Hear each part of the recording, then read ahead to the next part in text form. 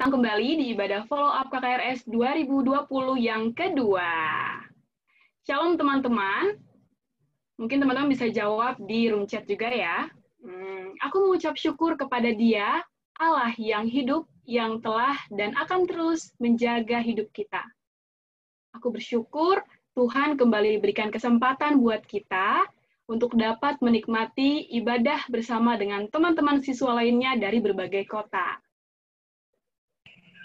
Baik, sekarang aku mengarahkan teman-teman untuk mengambil sikap berdoa.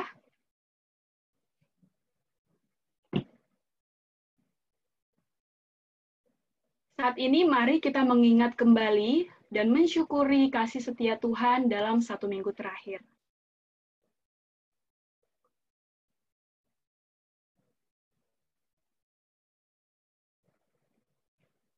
Mari kita bersatu di dalam doa. Ya Tuhan, Allah yang senantiasa memelihara kehidupan kami mengucap syukur buat kasih setia Tuhan yang boleh kami nikmati sampai saat ini.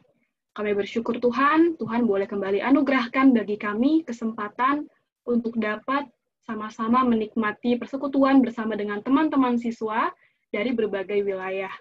Ya Tuhan, kami akan memulai ibadah kami hari ini. Kiranya Tuhan yang boleh tolong kami untuk tetap fokus kepadamu, kiranya pujian, penyembahan, dan firman boleh kami nikmati dan berkenan di hadapan Tuhan. Kiranya Tuhan, tolong kami dalam setiap peralatan, gadget yang akan kami gunakan, dan juga jaringan, kiranya boleh berfungsi dengan baik. Terima kasih ya Tuhan, menyerahkan ibadah ke dalam tangan-Mu, dalam nama Yesus kami berdoa dan bersyukur. Amin. Marilah kita bersorak-sorai untuk Tuhan. Bersorak-sorai bagi gunung batu keselamatan kita. Biarlah kita menghadap wajahnya dengan nyanyian syukur.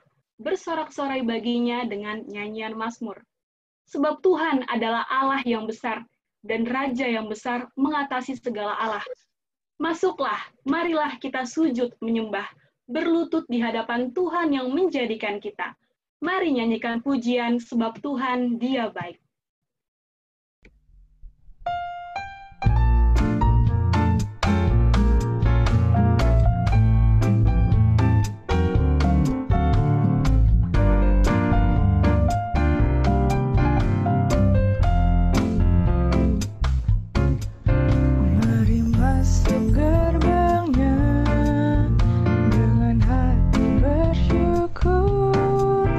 Halamannya dengan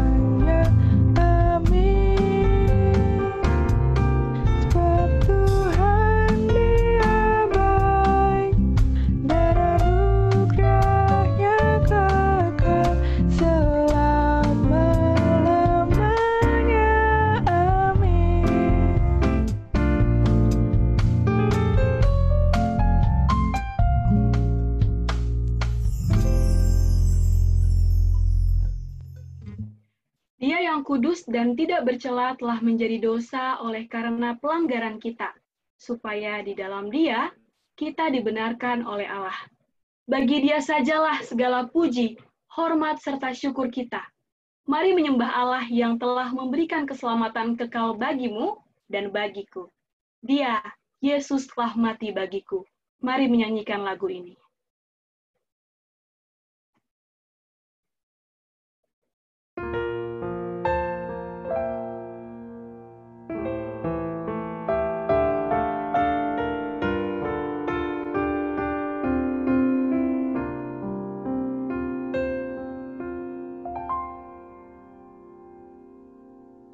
Dia Yesus telah mati bagiku. Dia Tuhan selamatkan hidupku. Bagi Dia pujianku, tak dapat ku balas kasih-Nya. Dia angkatku jadi anak-Nya, beri damai di dalam hidupku. Bagi Dia sembahku, hanya Dia segalanya bagiku. Bagi Dia segala pujian, hormat serta syukur kekal selamanya. Bagi Dia segala pujian, hormat serta syukur selama-lamanya. Bagi Dia segala pujian, hormat serta syukur kekal selamanya. Bagi Dia segala pujian, hormat serta syukur selama-lamanya. Adakah Sabet dipersilakan?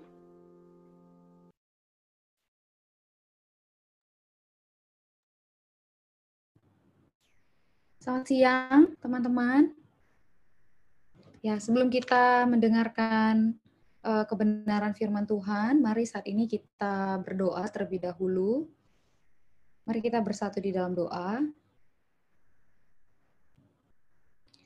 Terpujilah Engkau, ya Allah, yang melalui anak-Mu Yesus Kristus telah mengaruniakan kehidupan yang kekal kepada kami, umat-Mu yang Engkau kasihi. Di dalam keberdosaan kami di waktu yang lalu, Engkau telah mengampuni segala dosa dan pelanggaran kami. Engkau sudah melayakkan kami, sehingga kami kini menjadi anak-anak-Mu. Kami sungguh bersyukur Tuhan di dalam kehidupan kami yang baru sebagai umat tebusan Tuhan, sebagai manusia yang sudah Tuhan selamatkan, kami diberikan kesempatan untuk terus mengenal siapa Tuhan yang kami percayai. Kami diberikan begitu banyak kesempatan untuk bisa mengenal dan juga mengetahui apa yang Tuhan kehendaki untuk kami kerjakan di dalam kehidupan kami yang sudah Tuhan selamatkan ini. Kami bersyukur Tuhan untuk satu konteks yang baik yang Tuhan sediakan bagi kami, ibadah follow up kedua dari KKR Siswa pada siang hari ini. Kami sungguh memohon kiranya Roh Kudus Tuhan yang telah tinggal di dalam hati kami, di dalam diri kami itu menerangi jiwa kami, menerangi pikiran kami, sehingga kami bisa mengerti setiap kebenaran firman Tuhan yang akan disampaikan kepada kami, dan juga kebenaran-kebenaran yang lain yang akan Tuhan singkapkan, kiranya Tuhan yang juga berkenan menolong kami untuk bisa memahaminya. Dan di dalam anugerah Tuhan juga kami dimampukan untuk bisa melakukan apa yang kami dengarkan pada siang hari ini. Tolong juga hamba-Mu di dalam segala keberadaannya, Tuhan yang mengaruniakan kemampuan, Tuhan dan juga konsentrasi untuk bisa menyampaikan kebenaran firman Tuhan, dan juga di dalam anugerah Tuhan, pelayanan yang dikerjakan pada siang hari ini juga boleh menjadi berkat bagi setiap kami, baik kami yang mendengarkan maupun hamba-Mu yang menyampaikan. Ini doa kami Tuhan, dengarlah seruan kami, beranugerahlah bagi kami, dan di dalam nama Tuhan kami, Yesus Kristus, kami mengucap syukur dan berdoa. Amin. Ya, selamat siang teman-teman, senang sekali bisa berkumpul bersama dengan teman-teman semua di dalam ibadah follow up KKR Siswa yang kedua. Melalui Zoom meeting ini kita bersyukur di tengah-tengah situasi saat ini kita masih diberikan kesempatan dan juga masih dikasih teknologi untuk kita bisa bersama beribadah kepada Tuhan gitu ya. Jadi pandemik ini tidak membuat kita untuk berhenti beribadah kepada Tuhan. Kita sungguh bersyukur untuk hal itu. Dan pada siang hari ini kita akan melanjutkan rangkaian dari ibadah follow up KKR Siswa. Kalau beberapa minggu yang lalu teman-teman yang hadir di sini mengikuti KKR Siswa, lalu minggu lalu kalau saya tidak salah ada ibadah follow up yang pertama, dan hari ini ada ibadah follow up yang kedua dengan tema Forever with Christ, begitu ya. Nah, kita akan sama-sama belajar tentang tema ini, apa sih artinya Forever with Christ, begitu. Mari kita lihat, silakan slide selanjutnya. Apa ini saya bisa gerakin sendiri ya? Tidak ya, nanti tolong digerakin ya kalau saya bilang selanjutnya ya. Terima kasih ya. Ya teman-teman, kalau teman-teman mengingat apa yang dikhotbahkan di dalam ibadah KKR Siswa beberapa minggu yang lalu, maka tentu teman-teman sudah mengetahui bahwa seluruh manusia, termasuk saya dan juga teman-teman semuanya, kita semua yang ada di dalam ibadah pada siang hari ini adalah manusia berdosa yang telah kehilangan akan kemuliaan Allah, gitu ya. Manusia yang sejak kejatuhan Adam dan Hawa ke dalam dosa, maka mereka, Adam dan Hawa, menjadi representasi atau perwakilan dari seluruh umat manusia yang kemudian lahir ke tengah-tengah dunia ini akan kejatuhan ke dalam dosa. Nah, Roma 3 ayat 23 mengatakan karena semua orang telah berbuat dosa dan telah kehilangan kemuliaan Allah. Dan dosa itu memisahkan kita dari Allah yang kudus, begitu ya. Jadi kekudusan Allah tidak bisa bersentuhan dengan keberdosaan manusia. Nah, tetapi kita bersyukur kepada Allah bahwa di dalam kemahakuasaannya dan juga di dalam keilahiannya dan rencananya yang mulia bagi dunia ini tidak pernah gagal, sehingga sekalipun manusia sudah jatuh di dalam dosa, namun Allah di dalam kasih-Nya yang besar itu datang ke dalam dunia dalam rupa Yesus Kristus. Slide berikutnya. Kita bersyukur bahwa Yesus Kristus datang sebagai jalan pendamai manusia berdosa dengan Allah yang kudus, sehingga manusia yang tadinya bergaul akrab dengan dosa tidak bisa untuk tidak berdosa. Nah, ini menjadi satu kebenaran atau kenyataan yang sebenarnya sangat menyedihkan, begitu ya, kalau kita merenungkan akan hal ini, bahwa kehidupan kita yang lama sebagai manusia berdosa yang belum diselamatkan oleh Yesus Kristus, kita itu tidak mungkin tidak berdosa, begitu ya. Jadi kalau ada dari antara kita yang merasa enggak kok gitu, aku rasanya baik-baik aja, begitu ya, tidak mungkin aku tidak melakukan dosa, sama yang sebenarnya Alkitab juga pernah mencatat ada orang-orang yang mengaku dirinya tidak berdosa, begitu, tetapi sebenarnya di dalam pengakuan yang demikian pun sebenarnya terselip dosa, gitu ya, bahwa dia ternyata sebenarnya sedang ingin menyombongkan dirinya. Nah, toh ternyata tidak ada manusia yang tidak berdosa. Kita bersyukur bahwa di dalam keberdosaan kita yang seharusnya kita mengalami kematian yang kekal akibat dosa-dosa yang kita lakukan, Yesus datang ke dalam dunia menjadi sama dengan kita manusia, dan dalam ketaatannya kepada kehendak Bapa, Yesus mati di atas kayu salib. Dan di dalam kematiannya itu kemudian Yesus menang atas maut dan membangkitkan kita bersama-sama dengan kebangkitannya kita juga nanti akan dibangkitkan. Nah, di dalam 1 Petrus 3 ayat 18, sebab juga Kristus telah mati sekali untuk segala dosa kita, ia yang benar untuk orang-orang yang tidak benar, supaya ia membawa kita kepada Allah. Ia yang telah dibunuh dalam keadaannya sebagai manusia, tetapi yang telah dibangkitkan menurut roh. Nah, teman-teman, di dalam pengalaman iman kita, mengalami keselamatan di dalam Kristus, kita mengalami bagaimana dimenangkan atas maut, kita tidak lagi mengalami hukuman kekal Allah, tidak lagi mengalami kematian kekal, dan kita bersyukur untuk hal itu, kita memuji Allah untuk hal itu. Nah, tetapi di dalam realitanya kita sekalipun sudah diselamatkan, ternyata manusia lama kita itu masih melekat pada diri kita. Slide berikutnya. Manusia lama kita masih melekat pada diri kita, sehingga kita masih mungkin berbuat dosa. Nah, teman-teman ingat ya, tadi ada satu kalimat yang saya katakan bahwa ketika kita belum diselamatkan, kita tidak mungkin tidak berdosa. Tidak mungkin tidak berdosa. Nah, sekarang setelah kita diselamatkan, setelah kita mengalami karya penebusan Yesus Kristus di kayu salib, kita masih mungkin berbuat dosa. Masih mungkin berbuat dosa. Kelihatan ininya ya, perbedaannya ya. Jadi kita bukan manusia, tidak berubah menjadi manusia setengah dewa yang kemudian setelah kita diselamatkan lantas kita langsung ucuk-ucuk ting gitu ya, sudah tidak melakukan dosa lagi, tidak begitu.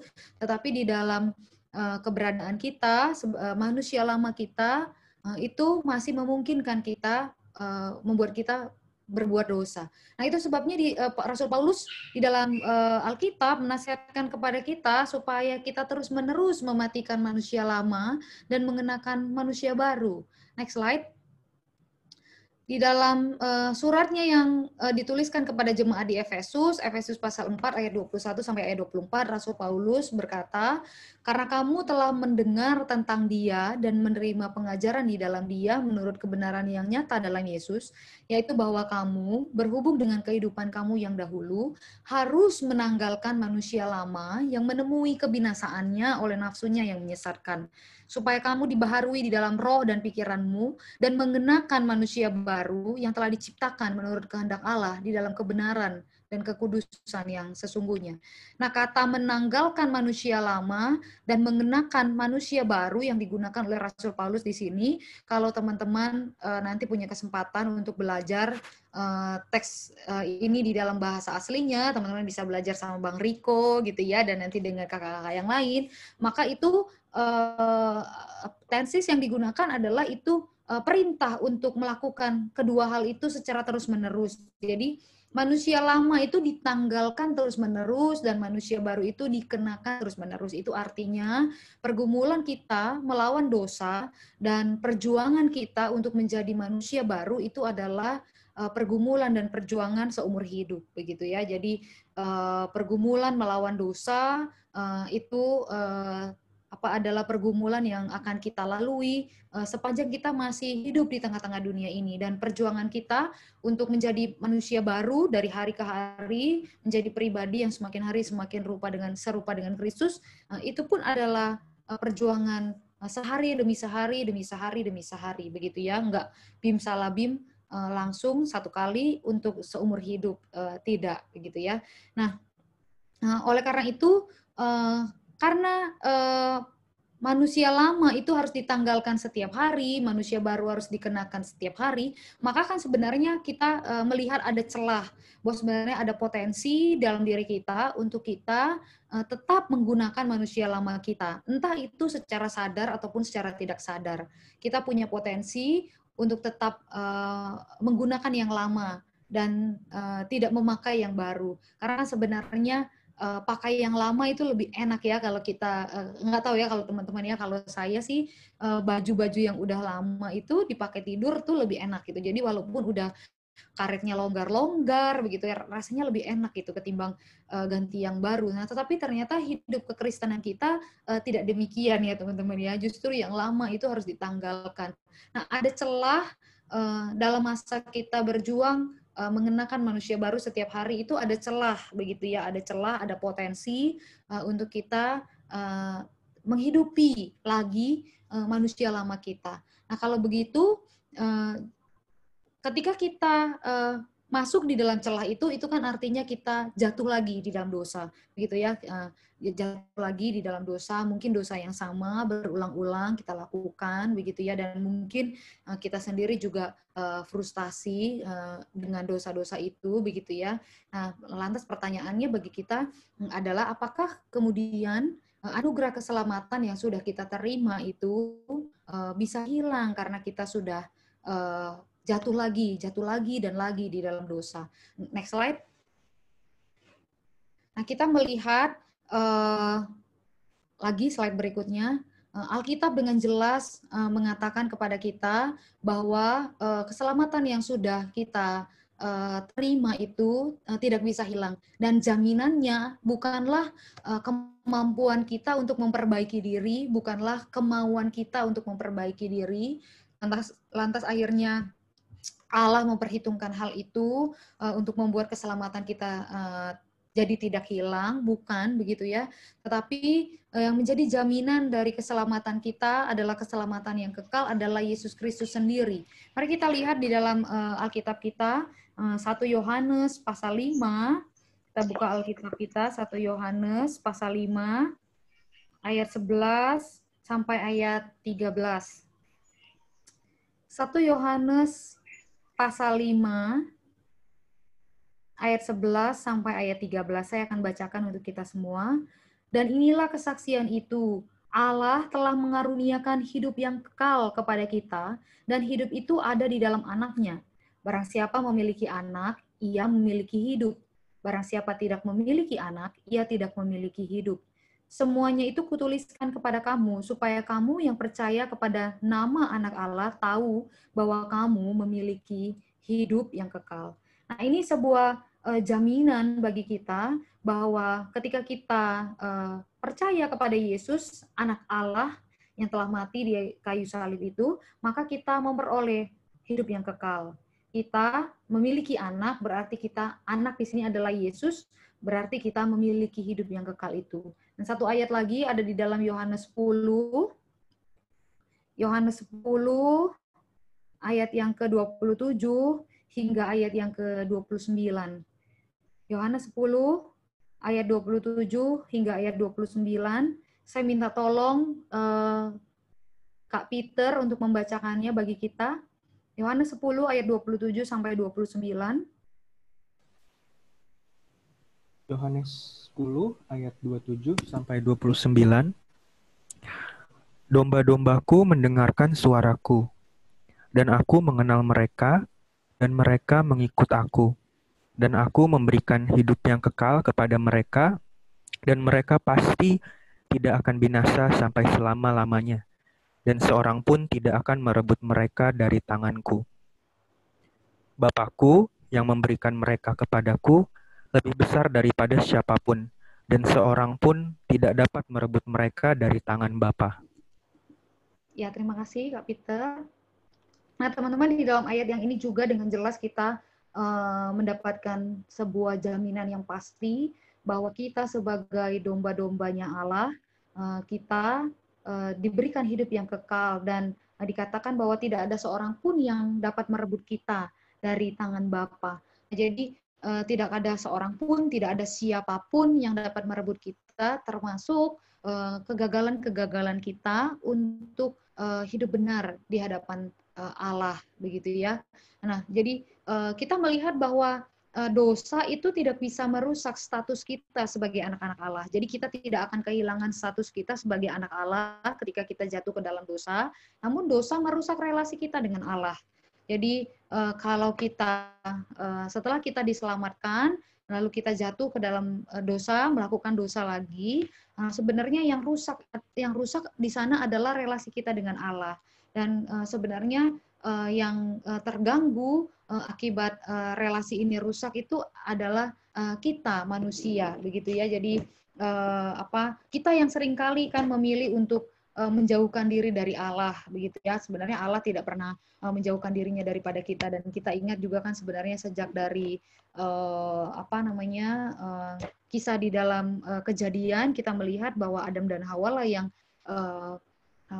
pergi menyembunyikan diri dari Allah. Mereka lah yang sebenarnya takut untuk berjumpa dengan Allah. Dan sering-sering kan memang ketika kita jatuh di dalam dosa kan kita yang malu untuk datang menghampiri Allah, kita yang merasa tidak layak untuk menaikkan doa-doa permohonan kepada Allah, bahkan untuk meminta pengampunan Allah saja mungkin kita merasa kayaknya orang kayak kita ini yang udah berulang-ulang jatuh di dalam dosa yang sama itu tidak pantas untuk bisa diampuni lagi oleh Allah. Nah, di sana kita bisa melihat dengan jelas bahwa relasi kita dengan Allah lah yang dirusak oleh kegagalan kita ketika kita jatuh lagi di dalam dosa. Tapi secara status kita tetap adalah anak-anak Allah, begitu ya. Tidak ada yang bisa mengubah status kita sebagai anak-anak Allah. Nah, lantas kalau begitu, kalau kita mendapatkan sebuah jaminan yang pasti bahwa keselamatan kita tidak bisa hilang, tidak ada yang bisa merebut kita dari tangan Bapa, Kristus Yesus menjamin bahwa sekali kita beriman kepadanya, selama-lamanya kita menjadi milik kepunyaannya. Lantas bagaimana jika kita jatuh lagi ke dalam dosa? Bagaimana gitu ya? Apa yang perlu kita lakukan begitu ya? Next slide. Bagaimana jika kita berbuat dosa lagi? Nah, kita akan melihat beberapa hal. Yang pertama adalah kita mengaku dosa. 1 Yohanes 1 ayat 9 mengatakan, sebentar saya akan bacakan. 1 Yohanes 1 ayat 9 berbunyi, jika kita mengaku dosa kita, maka Ia adalah setia dan adil, sehingga Ia akan mengampuni segala dosa kita dan menyucikan kita dari segala kejahatan. Nah, ketika kita berbuat dosa lagi, maka hal yang bisa kita dan harus kita lakukan pertama-tama adalah kita datang menghampiri tahta kasih karunia Allah, kita mengaku akan dosa-dosa kita, maka Allah yang setia dan adil itu akan mengampuni kita. Lalu yang kedua adalah memohonkan anugerah Allah untuk memampukan kita menjalani hidup yang kudus, begitu ya, menolong kita supaya di dalam anugerahnya kita yang sudah diselamatkan ini bisa hidup kudus. Nah, teman-teman, proses pengudusan diri kita itu terjadi hari demi hari, seperti yang sebelumnya sudah saya katakan. Proses pengudusan itu kan berarti sama dengan proses mengenakan manusia baru, begitu ya. Semakin hari semakin serupa dengan Kristus, dan itu terjadi setiap hari. Next slide. Dan di dalam proses pengudusan itu kita yang sudah dibenarkan oleh Yesus Kristus ini bekerja sama, tanda kutip bekerja sama dengan Allah Roh Kudus supaya pengudusan di dalam diri kita itu bisa berjalan dengan maksimal. Nah, ini ada satu quotes yang bagus dari Spurgeon yang mengatakan justification without sanctification would be no salvation at all. Jadi kita yang sudah dibenarkan ini kalau terus saja hidup di dalam dosa, berkanjang di dalam dosa, maka sebenarnya jangan-jangan gitu ya, saya juga nggak tahu ya, karena urusan keselamatan, urusan dibenarkan oleh iman kepada Yesus Kristus itu bukan tidak menjadi urusan saya dengan kamu, dengan kalian begitu ya, tetapi itu menjadi urusan pribadimu dengan Tuhan yang tahu akan apakah kamu sudah diselamatkan atau tidak diselamatkan. Itu bukan saya, bukan kakak-kakak yang lain, tetapi Tuhan begitu ya. Tetapi paling tidak kita bisa melihat dari buahnya begitu ya, dari hidup kita. Ada satu keinginan di dalam diri kita untuk mengalami pengudusan tiap-tiap hari. Nah, jadi kita melihat bahwa dibenarkan oleh Yesus Kristus, diselamatkan oleh Yesus Kristus itu akan diiringi sejalan dengan proses pengudusan yang terjadi di dalam diri kita. Jadi kita, Roh Kudus bekerja sama dengan diri kita di dalam proses pengudusan tersebut, dan itu kita alami hari demi hari. Allah Roh Kudus mengingatkan kita ketika kita jatuh di dalam dosa, gitu ya. Alkitab menyatakan demikian kepada kita. Dan Allah Roh Kudus membimbing kita selangkah demi selangkah melalui firman-Nya yang dinyatakan kepada kita, gitu ya. Dan Allah Roh Kudus juga menolong kita untuk bisa mengenali diri kita, khususnya area-area di dalam diri kita yang rentan jatuh ke dalam dosa. Nah, mungkin teman-teman ini contohnya ya, bagi sebagian kita mungkin rasanya sulit sekali untuk bisa mengendalikan kemarahan. Tetapi mungkin bagi orang yang lain dia sama sekali tidak bergumul dengan kemarahan begitu ya. Jadi apa kita bekerja sama dengan Roh Kudus, ketika kita membuka diri kita, Allah Roh Kudus akan memberitahukan kepada kita area-area di dalam diri kita, ini loh kamu di sini nih kamu rentan jatuh. Misalnya bagi sebagian kita mungkin bergumul dengan berhenti menyontek itu sulit sekali. Tetapi mungkin bagi sebagian yang lain nggak bergumul tuh dengan masalah nyontek gitu ya. Karena mungkin memang sejak sekolah dari kecil-kecil pertama kali sekolah memang dia nggak pernah nyontek. Jadi sampai sekarang memang nyontek itu bukan sesuatu hal yang familiar dengan kehidupannya begitu ya. Jadi bagi dia ya nggak ada strugglingnya gitu kalau diperhadapkan kepada urusan contek-mencontek. Tapi mungkin masalahnya dia adalah masalah yang lain. Bagaimana dengan mungkin ada orang-orang yang bergumul dengan dengan dosa-dosa pornografi begitu ya, dengan masturbasi begitu. Tetapi mungkin ada orang yang lain yang tidak begitu.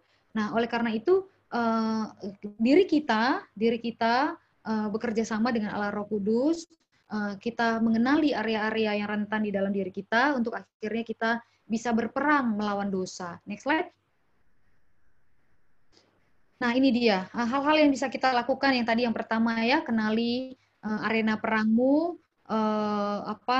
bagaimana supaya kita ini tidak jatuh dan jatuh lagi di dalam lubang yang sama berulang-ulang kali. Nah, kita perlu mengenali mengapa pada area-area itu kita jatuh dan jatuh lagi sampai mungkin terkadang yang muncul di dalam diri kita adalah perasaan putus asa atau perasaan bodoh amat karena toh nanti akan jatuh lagi gitu. Dan mungkin juga karena akibat dari kejatuhan itu tidak kita rasakan langsung, jadi mungkin kita juga lebih cuek begitu ya terhadap dosa-dosa tertentu gitu ya.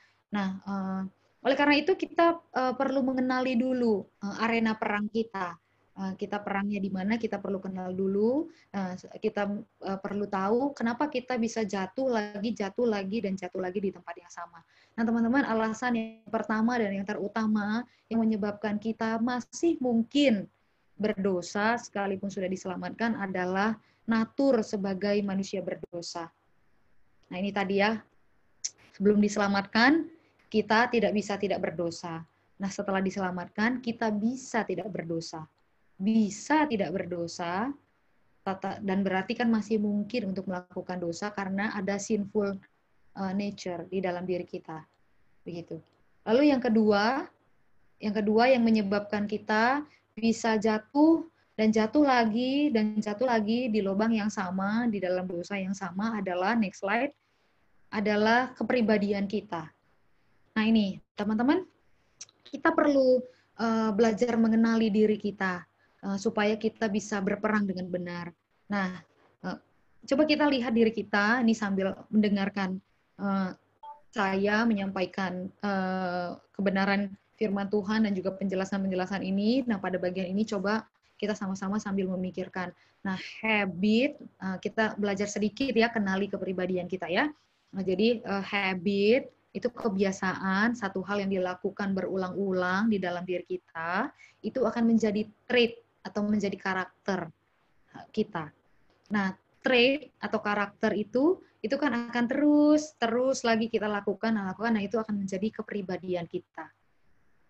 Nah, teman-teman coba lihat dirimu, apa nih misalnya yang menjadi kebiasaanmu, begitu ya, kebiasaanmu yang mungkin baru muncul di masa pandemik ini, lalu muncul, udah berapa bulan nih pandemik ini, 8 bulan ya, ternyata sekarang menjadi karaktermu, begitu ya, jadi trait di dalam dirimu. Dan nanti kalau terus-menerus dipupuk, itu nanti akan bisa menjadi kepribadianmu, jadi personality-mu. Nah, menurut teori psikologi, teori kepribadian, katanya menurut teori-teori itu ya,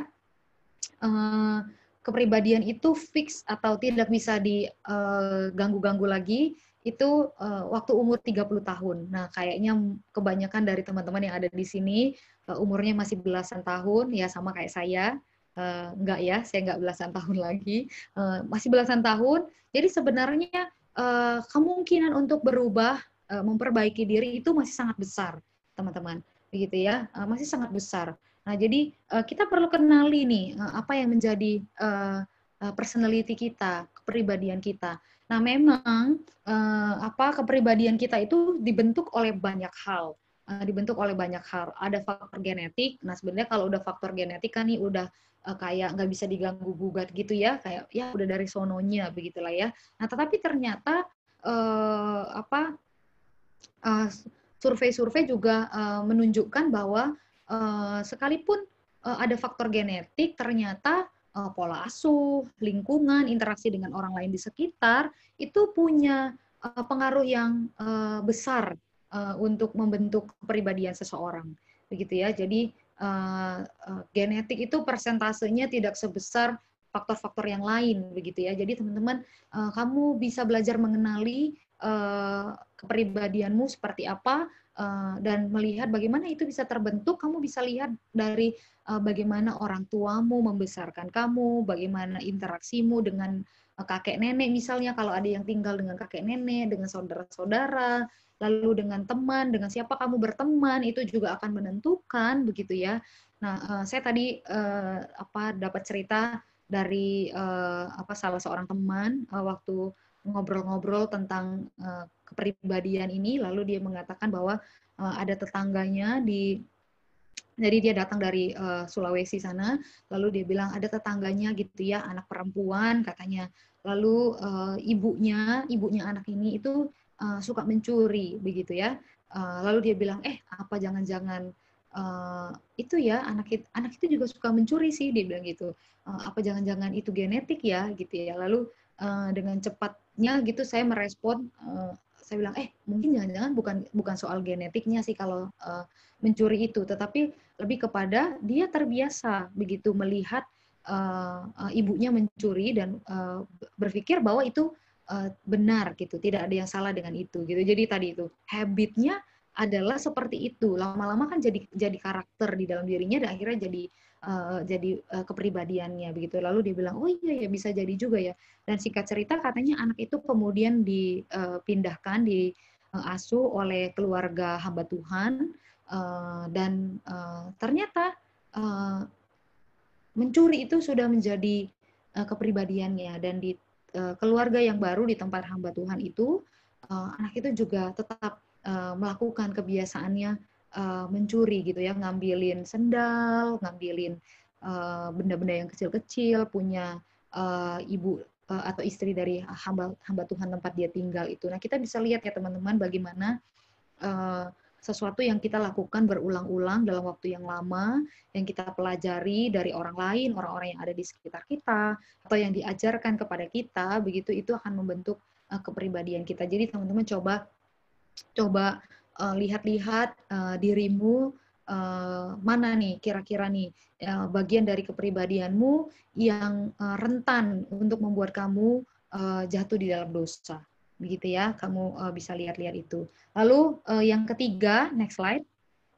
Apa yang menyebabkan kita bisa jatuh di dalam dosa yang sama berulang-ulang kali, itu adalah needs kita atau kebutuhan-kebutuhan kita.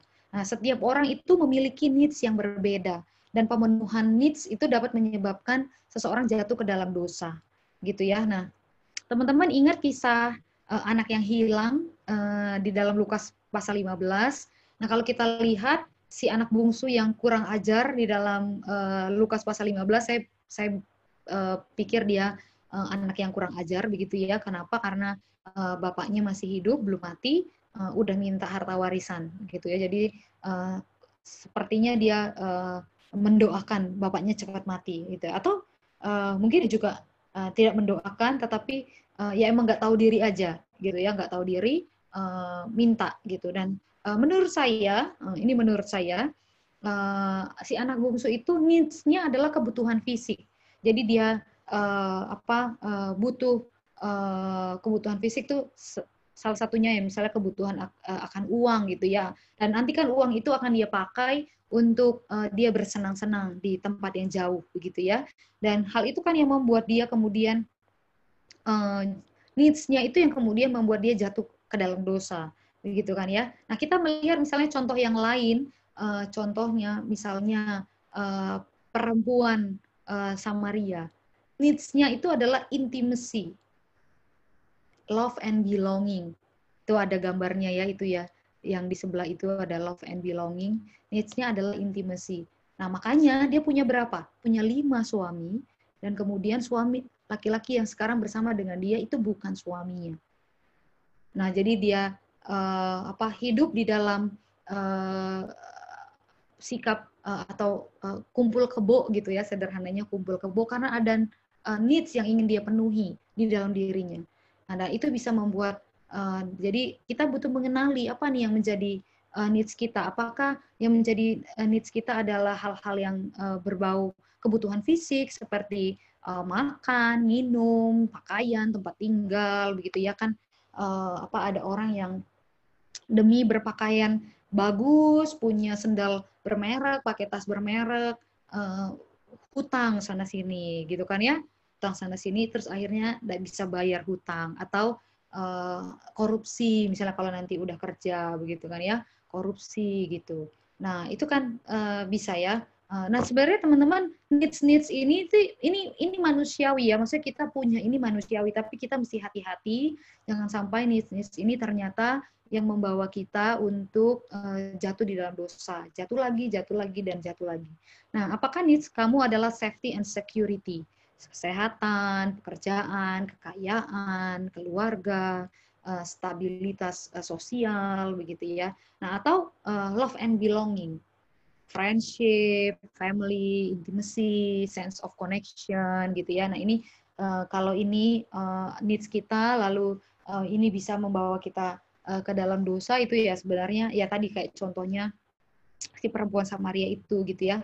Nah, saya di dalam panggilan saya saat ini kan saya sedang menekuni ilmu konseling begitu ya. Jadi dalam waktu-waktu ini saya mengkonseling orang-orang begitu ya. Nah, lalu ada satu klien saya yang menceritakan tentang dirinya baru usia 24 tahun, perempuan, lalu dia bilang dia sudah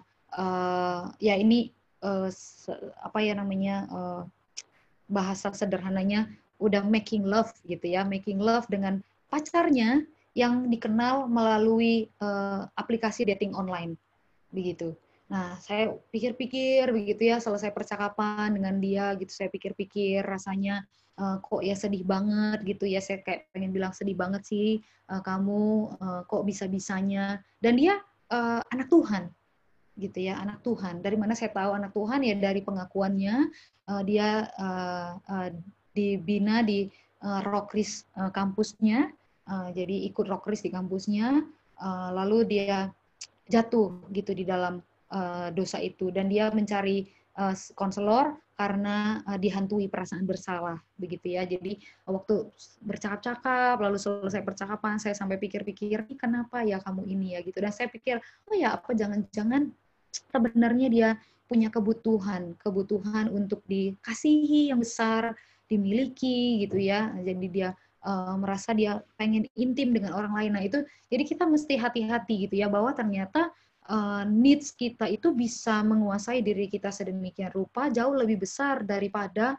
pengetahuan kita akan firman Tuhan. Kita tahu bahwa kalau kita lakukan itu dosa, tapi ternyata needs kita tuh jauh lebih besar karena mungkin kita juga memang kita ingin memenuhi needs itu. Nah, itu sebabnya kita penting sekali untuk mengetahui apa yang menjadi needs kita. Nah, menariknya teman-teman, tetapi ternyata needs kita itu juga bisa dipakai oleh Allah untuk menjadi jalan pertobatan. Nah, saya balik lagi kepada kisahnya si bungsu anak yang hilang itu, dan kita melihat kan setelah semua hartanya habis, dia ingat kepada ayahnya yang kaya, lalu dia yang mulai kelaparan itu mulai pikir-pikir dan akhirnya memutuskan untuk kembali ke rumah ayahnya dan siap untuk menjadi hamba dari ayahnya.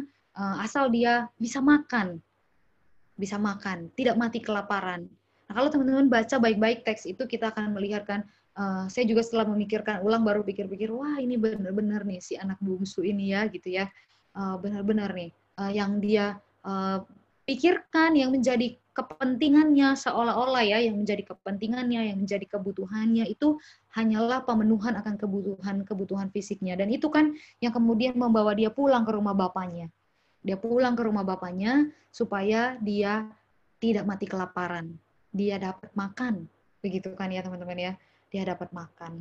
Nah, tetapi menariknya si ayah seolah tidak mempedulikan apa yang menjadi alasan anaknya itu pulang. Mau karena mau dapat makan kek, mau memang karena dia benar-benar menyesal kek, begitu ya. Bagi sang ayah itu tidak penting. Baginya yang paling penting adalah anaknya pulang kepadanya.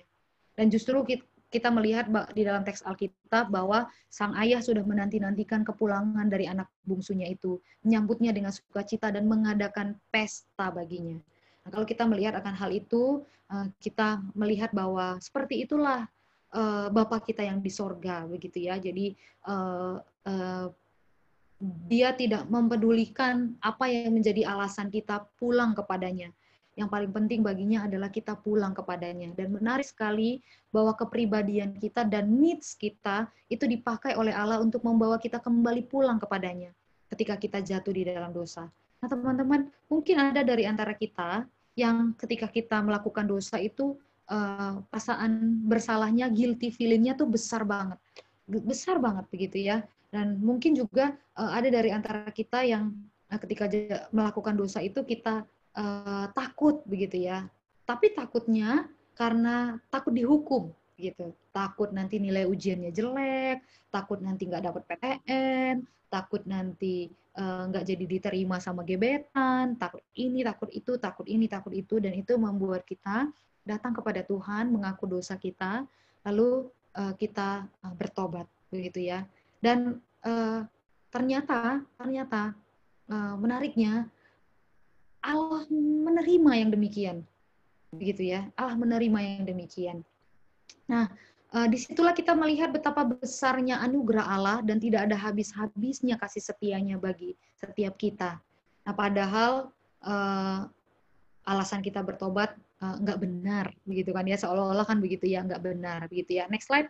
Nah, teman-teman, tetapi kalau kita mau melihat perjalanan kehidupan kita, seharusnya semakin kita bertumbuh di dalam iman kita kepada Allah yang kita sembah, semakin kita dewasa secara rohani, maka seharusnya ketaatan kita kepada Allah, pertobatan kita, itu bukan karena kita takut ini, takut itu, rasa bersalah ini, rasa ya memang Tuhan memberikan rasa bersalah di dalam hati kita, memakai itu, menghidupkan hati nurani kita, menggelisahkan hati nurani kita ketika kita berdosa, begitu ya, dan itu baik adanya, begitu ya. Tetapi seperti apa yang Tim Keller katakan, do not obey God to get things, obey God to get God, gitu ya. Jadi ketika kita jatuh di dalam dosa, lalu kita mengaku dosa kepada Allah dan bertobat, maka dengan semakin kita bertumbuh secara kerohanian, hal itu kita lakukan karena memang kita berduka ketika kita berdosa. Kita berduka karena kita sudah mendukai Allah. Kita berduka karena kita sudah lagi-lagi mengkhianati kesetiaan Allah, begitu ya. Kita berduka karena kita bukannya semakin kudus, tetapi justru semakin mirip dengan dunia, begitu ya. Jadi teman-teman, sekalipun Allah tetap menerima berbagai alasan kita ketika kita datang kembali bertobat kepadanya, namun mari kita juga memohon Allah menolong kita supaya kita benar-benar punya hati yang hancur di hadapan Tuhan ketika kita jatuh di dalam dosa. Kita hancur hati datang kepada Tuhan, memohon pengampunan daripada Tuhan, memohon Tuhan memulihkan kita dan memohon Tuhan menolong kita untuk hidup benar, hidup kudus di hadapannya di hari-hari berikutnya, begitu ya. Jadi bukan semata karena kita ingin mendapatkan sesuatu atau karena kita takut mengalami konsekuensi-konsekuensi akibat dari kegagalan kita menaati Allah. Nah, next slide. Nah, teman-teman, karena keselamatan kita tidak bisa hilang dan Allah anugerahnya besar bagi kita, apakah lantas kita bisa dengan bebas melakukan dosa? Tentu jelas tidak, sekali-kali tidak. Nah, saya minta satu orang, siapa ini ya? Saya random aja ya. Satu orang perempuan, Marcella, untuk membacakan bagi kita Roma pasal 6 ayat 15 sampai ayat 23. Apakah Marcella ada?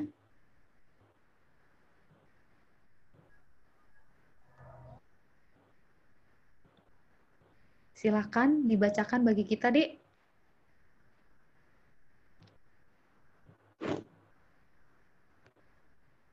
Roma pasal 6 ayat 15 sampai ayatnya yang ke-23.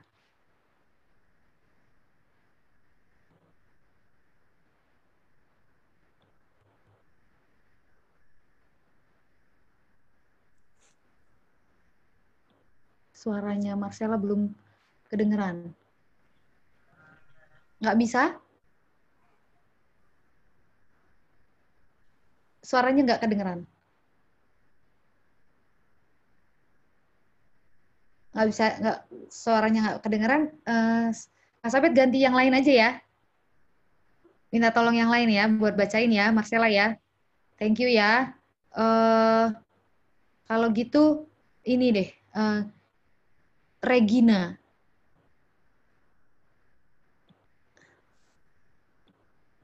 Regina.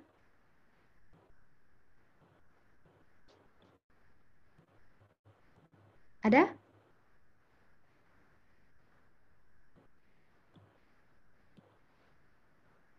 Nggak ada? Ya sudah. Mungkin ini ya. Ada Oh, ada. Bu. Oke. Silakan Regina. Tunggu, saya cari dulu. Ya.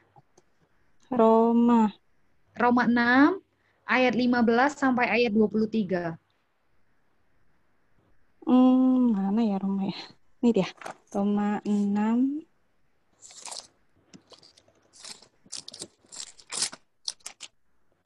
ayat 15 sampai ayat 23. Ya.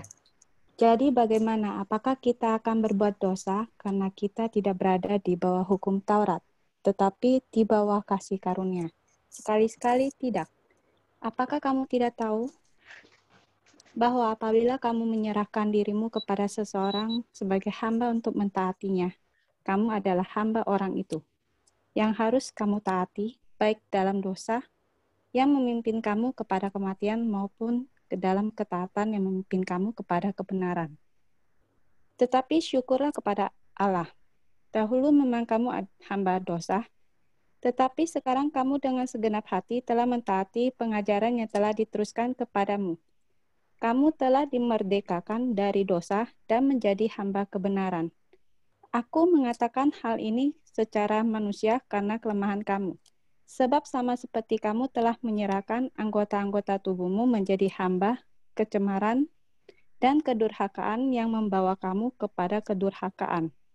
Demikian hal kamu sekarang harus menyerahkan anggota-anggota tubuhmu menjadi hamba kebenaran yang membawa kamu kepada pengudusan. Sebab waktu kamu menghamba dosa, kamu bebas dari kebenaran. Dan buah apakah yang kamu petik daripadanya? Semuanya itu menyebabkan kamu merasa malu sekarang. Karena kesudahan semuanya itu ialah kematian.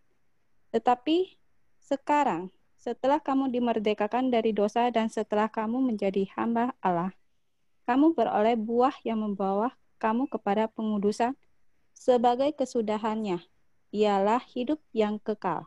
Sebab upah dosa ialah maut. Tetapi karunia Allah ialah hidup yang kekal dalam Kristus Yesus Tuhan kita. Ya, terima Sudah. kasih Regina. Sama-sama, Bu. Ya, teman-teman, kita melihat di dalam Roma pasal 6 yang sudah dibacakan oleh Regina bagi kita semua tadi adalah kita sebagai orang yang sudah diselamatkan itu dan beroleh kasih karunia Allah, sekalipun keselamatan yang kita peroleh itu tidak bisa hilang, itu tidak berarti bahwa kita bisa sembarangan hidup, take it for granted dengan hidup keselamatan yang sudah Allah berikan kepada kita, begitu ya. Tetapi kita melihat bahwa kalau kita sudah menyerahkan diri kita menjadi hamba kebenaran, maka seharusnya hidup kita adalah hidup yang dimerdekakan dari dosa. Kita menjalani kehidupan bukan lagi menjadi hamba dosa, melainkan menjadi hamba kebenaran. Nah, teman-teman, pada siang hari ini saya mengajak setiap kita untuk mengalami kebenaran Allah yang memerdekakan diri kita, begitu ya, mengalami bagaimana kita tiap-tiap hari mengalami pengudusan Allah, mengalami apa artinya hidup sebagai hamba Allah bukan lagi sebagai hamba dosa, begitu. Nah, pertanyaannya bagaimana caranya kita bisa mengalami kebenaran Allah yang memerdekakan kita tiap-tiap hari? Kita akan melihat ada 4 hal yang bisa kita lakukan dan kiranya ini nanti bisa kita bawa pulang kalau kita lagi ibadah bareng-bareng ya, bawa pulang, lakukan dalam kehidupan nyata kita sehari-hari. Kita lihat slide berikutnya. Next slide. Nah, ini bagaimana mengalami dimerdekakan dari dosa setiap hari? Yang pertama adalah abide in Him. Abide in Him, Yohanes pasal 8, Yohanes pasal 8 ayat 31 dan 32 saya akan bacakan. Maka katanya kepada orang-orang Yahudi yang percaya kepadanya, jikalau kamu tetap di dalam firman-Ku, kamu benar-benar adalah murid-Ku, dan kamu akan mengetahui kebenaran, dan kebenaran itu akan memerdekakan kamu. Jadi yang pertama dan yang terutama yang harus kita lakukan supaya kita mengalami kebenaran Allah memerdekakan kita tiap-tiap hari dari dosa, supaya kita menang melawan dosa adalah abide in Him. Kalau kita tinggal di dalam firman-Nya dan firman-Nya tinggal di dalam kita, maka kita akan mengetahui ya kebenaran Allah itu dan kebenaran Allah itu akan memerdekakan kita. Nah, itu sebabnya kalau kita membaca banyak sekali di dalam Alkitab, kita akan menemukan bahwa orang benar itu tinggal di dalam firman Allah tinggal di dalamnya, firman Allah itu menerangi jalan tiap-tiap hari, menyatakan kemana kita harus melangkah setiap hari, begitu ya. Jadi supaya kita tidak salah melangkah, tidak memilih melakukan apa yang dunia lakukan, melakukan apa yang dosa tawarkan kepada kita, maka kita harus abide in Him tiap hari.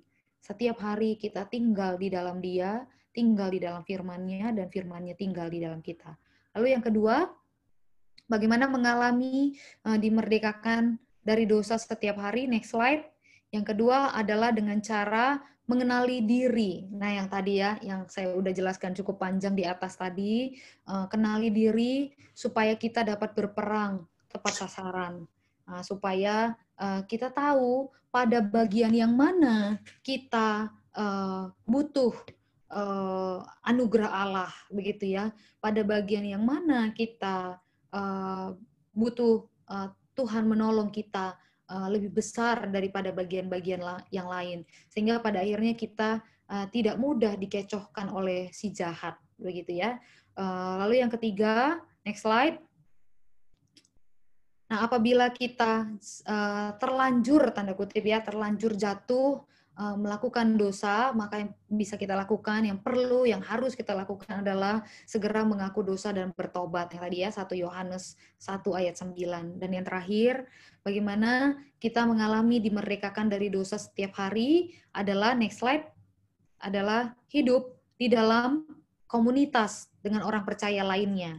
Nah, Galatia pasal 6, Galatia pasal 6 ayat 1 dan ayat 2 berkata, saudara-saudara, kalaupun seorang kedapatan melakukan suatu pelanggaran, maka kamu yang rohani harus memimpin orang itu ke jalan yang benar dalam roh lemah lembut, sambil menjaga dirimu sendiri, supaya kamu juga jangan kena pencobaan.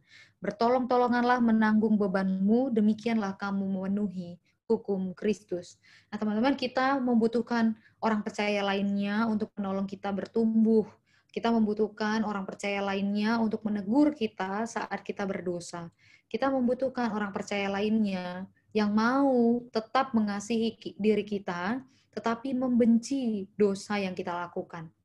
Nah, teman-teman, saya berharap teman-teman tetap tinggal di dalam komunitas orang percaya yang baik. Kalau di Rokrismu ada persekutuan yang baik setiap minggunya, maka saya berharap kamu aktif di sana, begitu ya, merindukan persekutuan dengan orang percaya yang ada di Rokrismu, yang ada di gerejamu, begitu ya. Kalau kamu yang ikut kelompok kecil, kamu juga aktif untuk bisa mengikuti kelompok kecilmu, karena di dalamnya kamu akan ditolong untuk bertumbuh setiap hari, ditolong untuk melihat dirimu dengan benar, ditolong mengalami teguran-teguran begitu ya ketika kamu melakukan kesalahan, melakukan dosa begitu ya. Jadi kalau ada orang percaya lainnya yang masih menegur kita ketika kita melakukan kesalahan, ketika kita melakukan dosa, maka kita pantas bersyukur kepada Tuhan. Itu artinya kita dikasihi, begitu ya. Kalau udah nggak ada yang tegur lagi, itu udah kasihan banget deh diri kita, gitu ya. Berarti kita akan terus ada di dalam keterhilangan kita, begitu. Nah, 4 hal ini kiranya kita lakukan begitu ya, menjalani hidup kita yang sudah diselamatkan oleh Allah, sekalipun keselamatan kita tidak bisa hilang, tetapi proses pengudusan kita itu berlangsung setiap hari, dan kita perlu ingat bahwa di dalam proses pengudusan itu tetap ada celah di mana kita masih mungkin untuk bisa berdosa, masih ada potensi di dalam diri kita untuk kita berdosa. Nah, karenanya kita perlu untuk terus abide in Him, mengenali diri kita dengan benar, supaya kita tahu arena perang kita, supaya kita bisa berperang dengan benar, tidak mudah dikecohkan oleh si jahat, dan apabila kita terlanjur jatuh di dalam dosa, maka segera bertobat, dan jangan jauhkan diri dari persekutuan orang percaya. Hiduplah di dalam komunitas orang percaya, dan alamilah Tuhan memulihkanmu melalui komunitas orang percaya itu. Slide terakhir. Tidak ada yang dapat memisahkan kita dari kasih Allah yang sudah menyelamatkan kita dari hukum dosa. Kasih Allah itu juga yang memampukan kita hidup baginya setiap hari. Tuhan Yesus memberkati. Saya kembalikan kepada MC.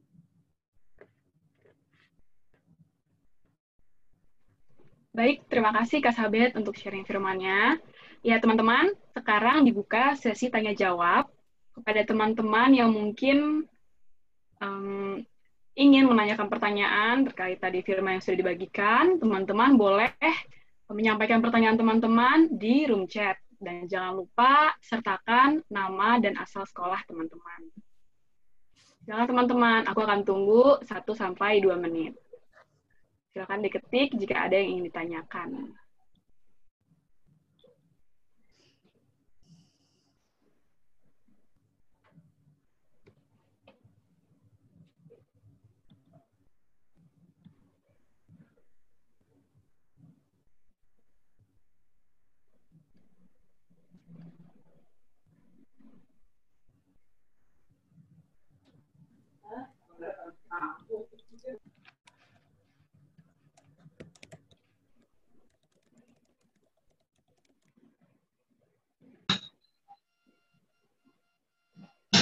Ya, teman-teman, apakah ada yang ingin bertanya?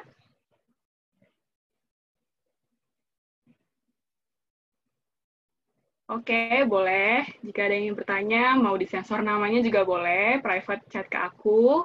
Silakan, ajukan saja pertanyaannya. Ya, langsung saja diketik pertanyaannya ya teman-teman, agar aku bacakan.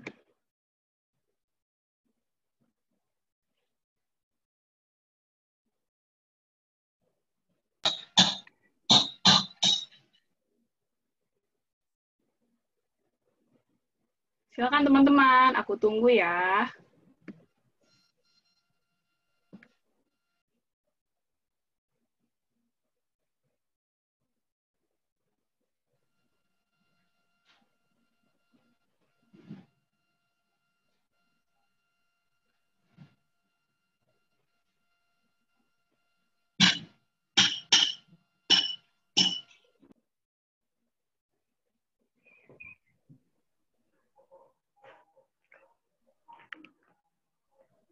Baik, Kak Sabet, aku akan bacakan ada nih salah satu pertanyaan dari adik siswa kita bernama Mario. Mario nanya, gimana sih cara kita menjadi manusia baru, Kak? Langsung jawab. Langsung aja, Kak.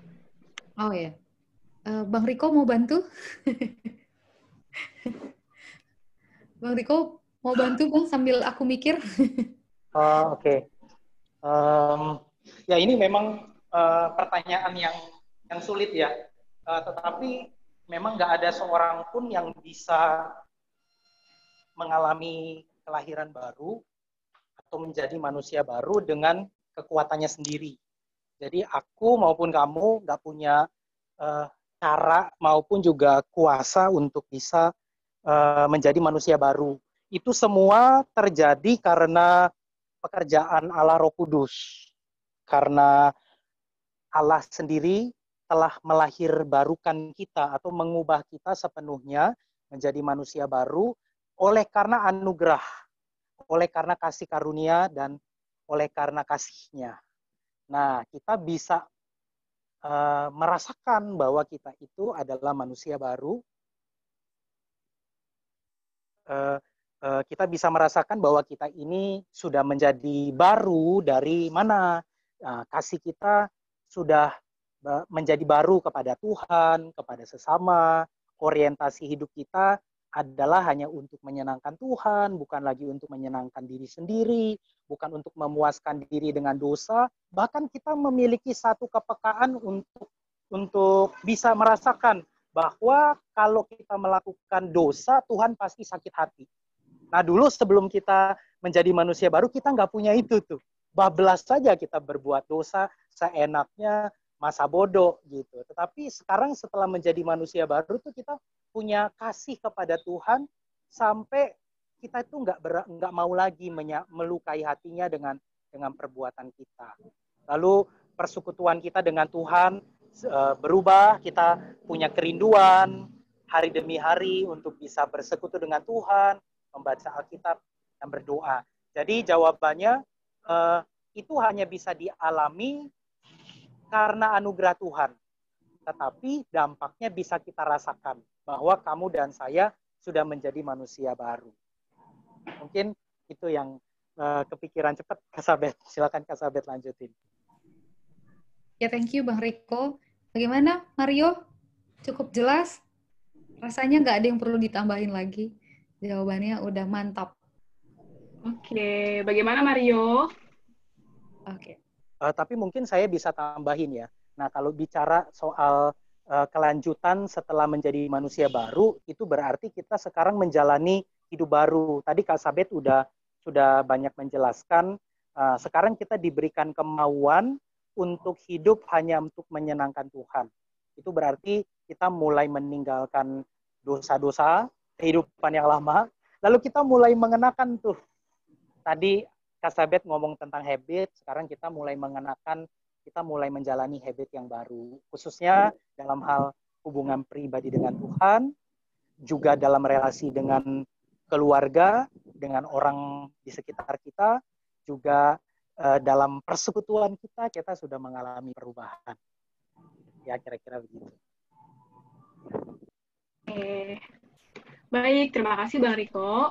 Nah, ada juga nih pertanyaan dari adik siswa yang minta namanya di private. Jadi dia cerita kalau dia sedang bergumul dalam dosa pornografi. Dan kondisinya dia sudah dikuatkan dengan salah seorang temannya gitu, yang satu daerah dengan dia. Dia sudah berdoa dan menyesal dengan perbuatannya, tapi jatuh lagi ke dalam dosa yang sama. Nah, itu bagaimana, Kak? Mungkin juga bisa menjawab pertanyaan tadi dari Kolose, bagaimana memperkuat iman dari dosa. Mungkin itu hampir sama juga, Kak, pertanyaannya. Silakan, Kak Sabet. Oke, thank you Kak Kesya. Ya, teman-teman, kalau berkaitan dengan dosa pornografi, apalagi kalau ternyata sempat menjadi adiksi, begitu ya, itu memang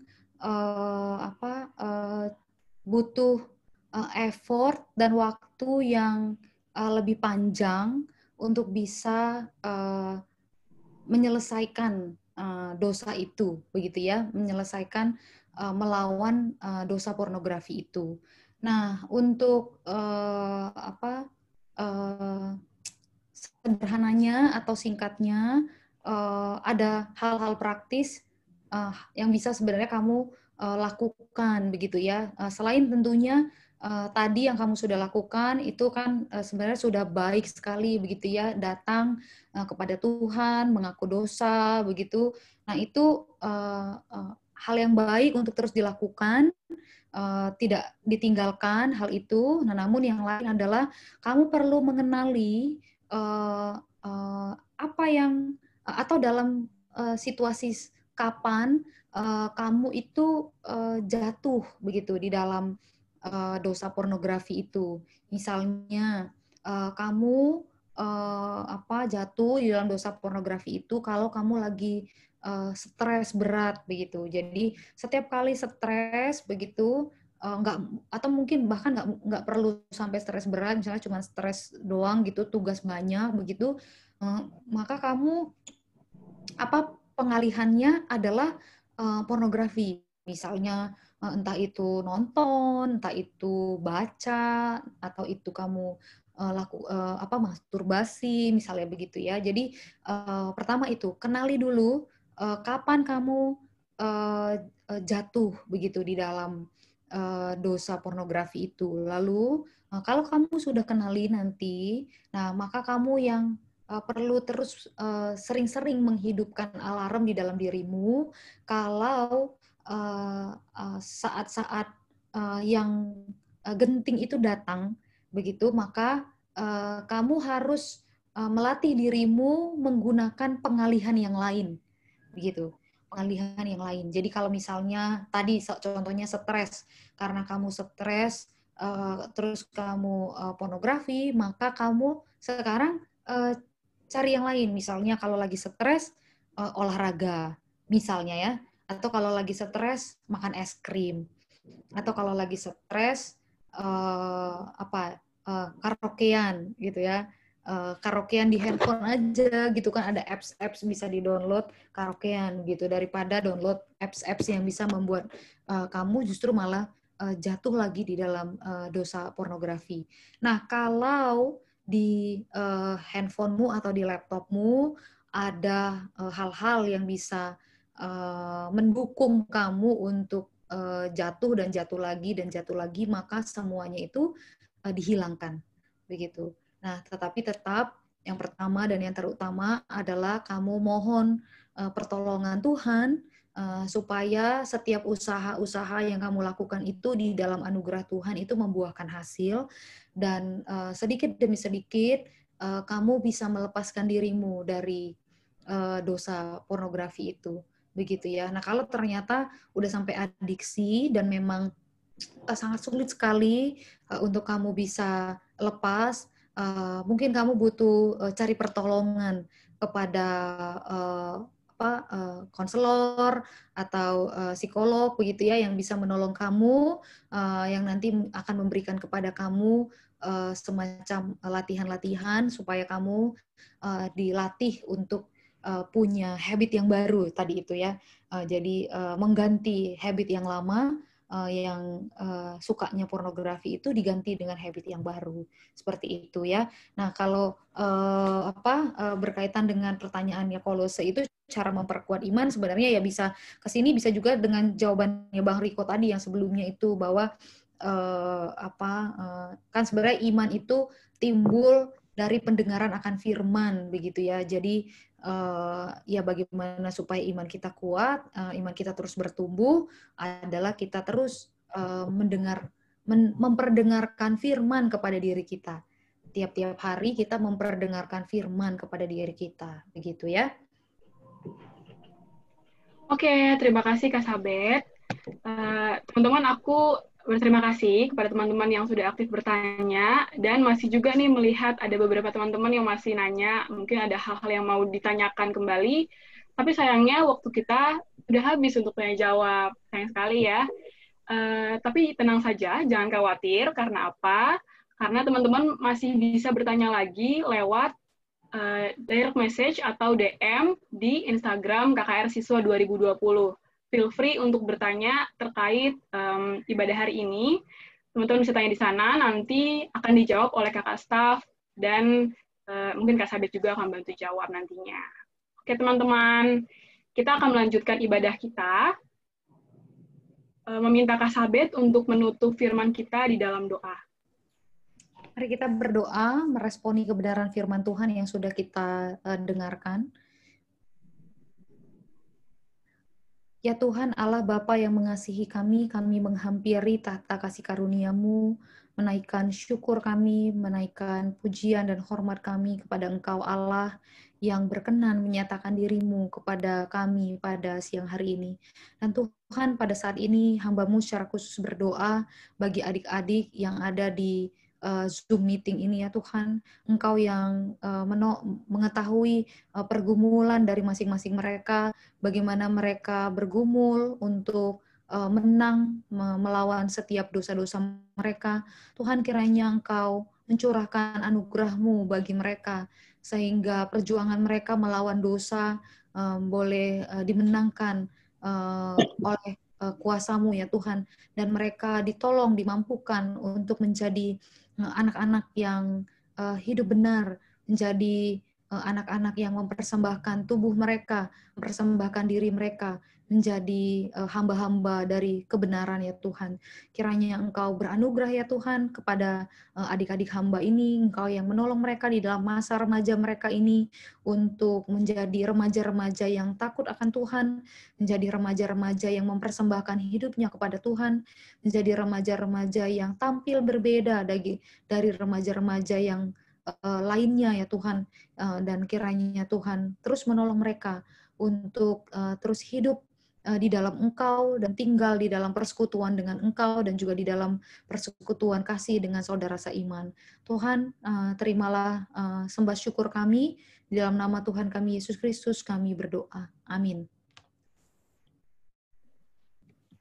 Oke, teman-teman, sekarang kita akan dengerin sharing dari Vini, teman kita, tentang kelompok kecil.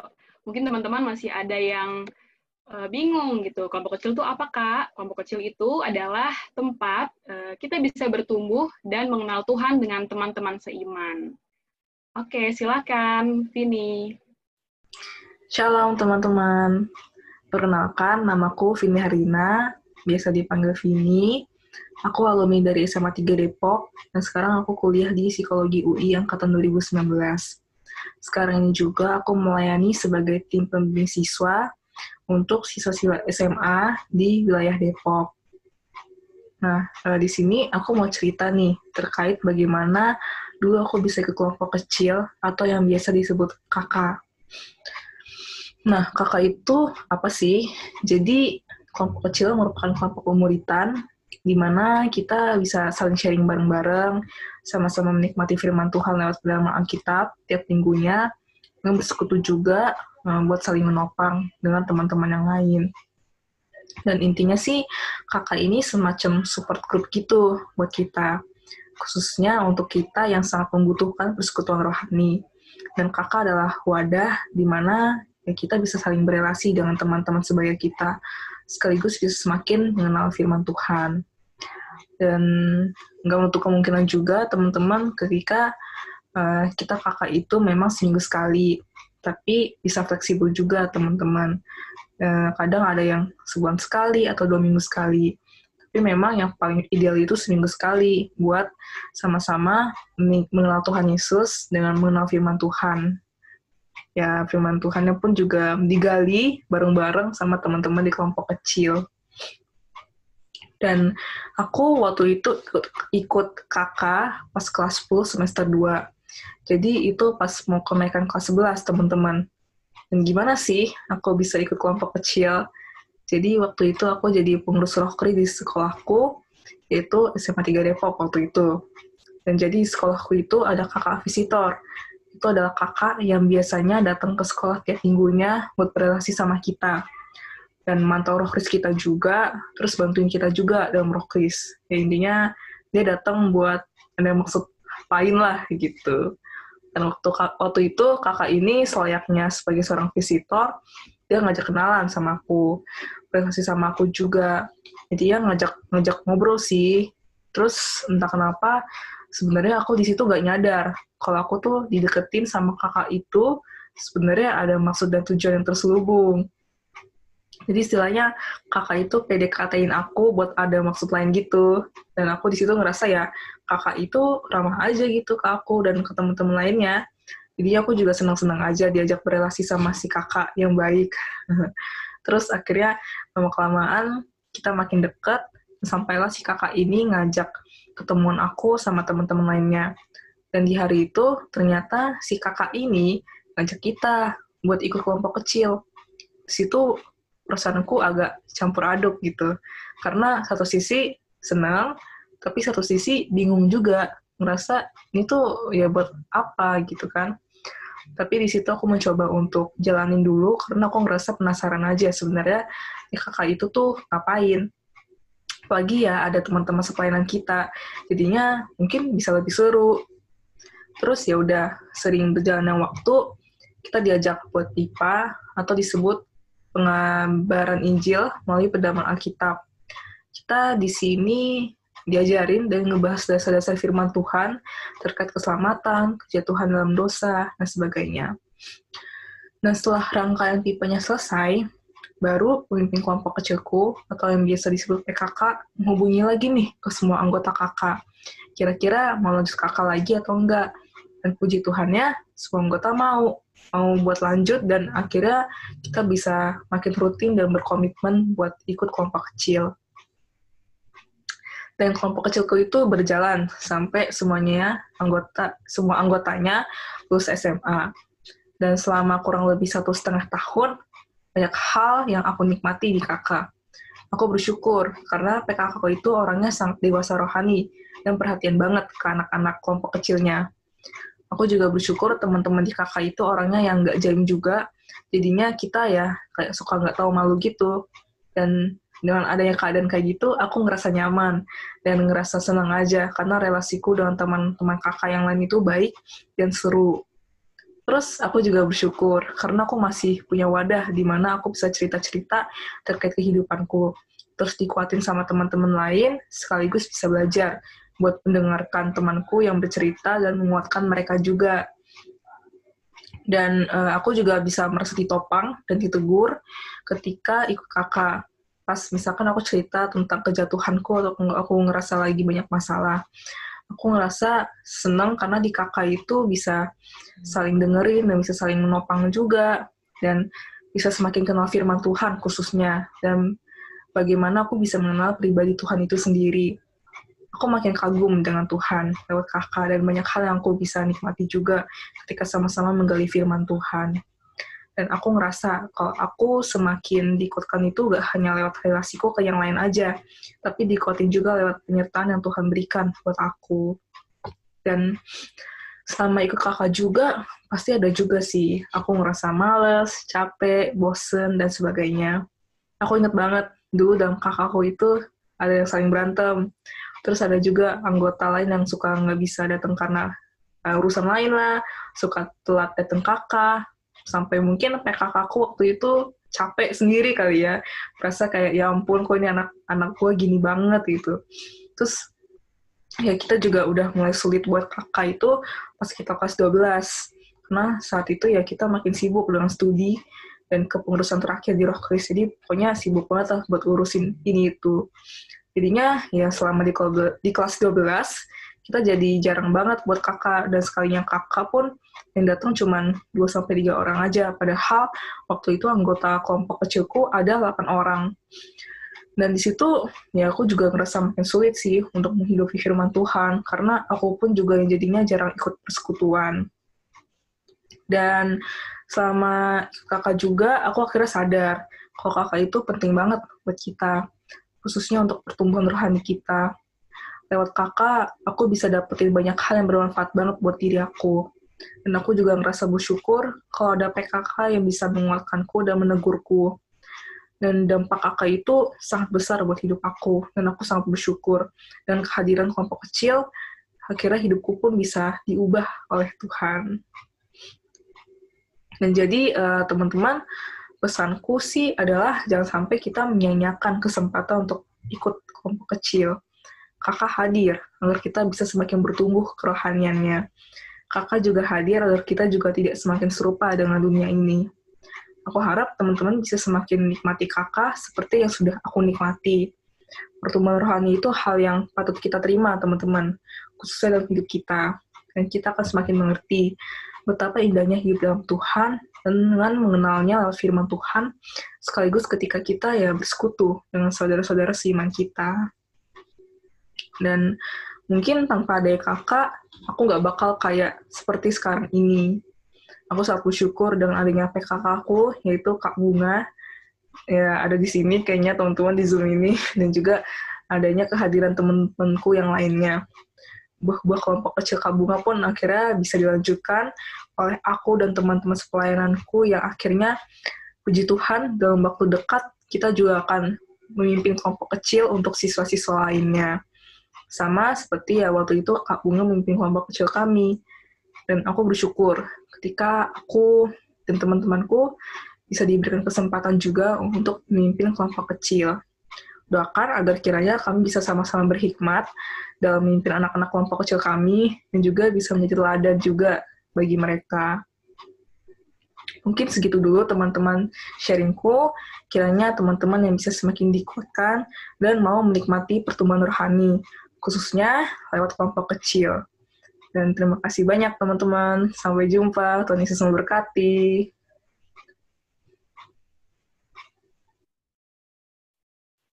Baik, terima kasih Vini untuk sharingnya. Oke teman-teman, Yohanes 10 ayat 28 berkata, "Dan aku memberikan hidup yang kekal kepada mereka, dan mereka pasti tidak akan binasa sampai selama-lamanya, dan seorang pun tidak akan merebut mereka dari tanganku." Teman-teman, keselamatan yang kita peroleh merupakan salah satu bukti cinta Tuhan Yesus kepadamu dan kepadaku. Dengan memberikan persembahan, kita mensyukuri berkat yang telah Tuhan beri. Oleh karena itu, mari berikan sesuai dengan kerelaan hati kita. Persembahan nantinya bisa diberikan setelah ibadah, dan nantinya akan ditayangkan nomor rekening yang akan muncul di slide. Mari memberikan persembahan yang terbaik bagi Dia sambil menyanyikan pujian, "Ku sungguh berharga."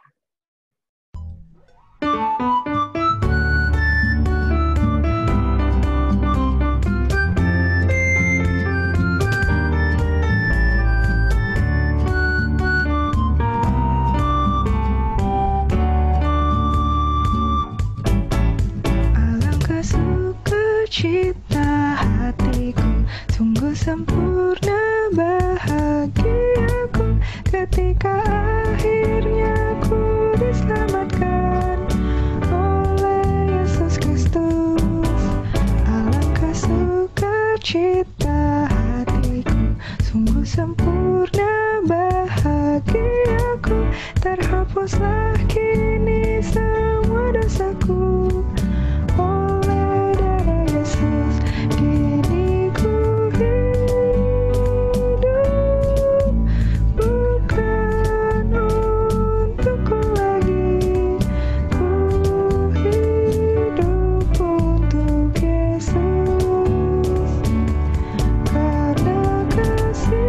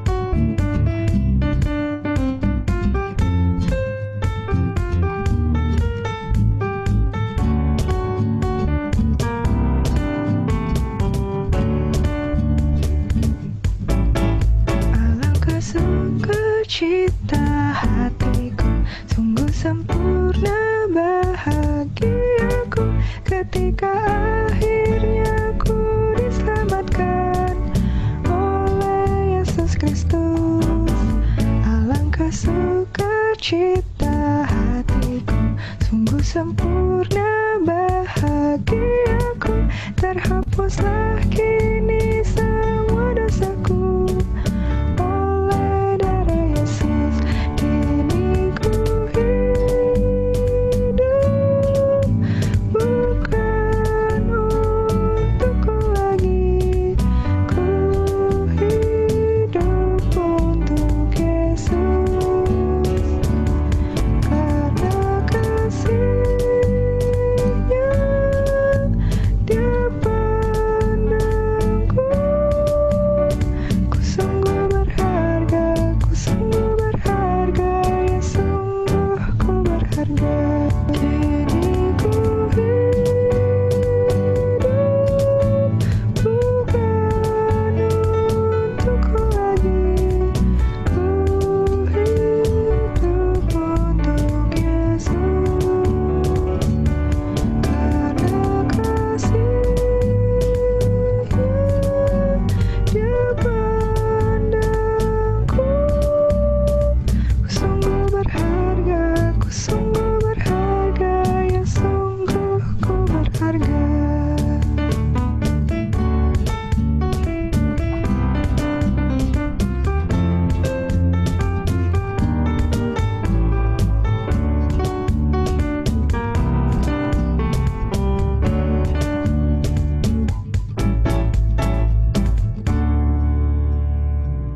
Ada Gingga sebagai pendoa syafaat, dipersilakan.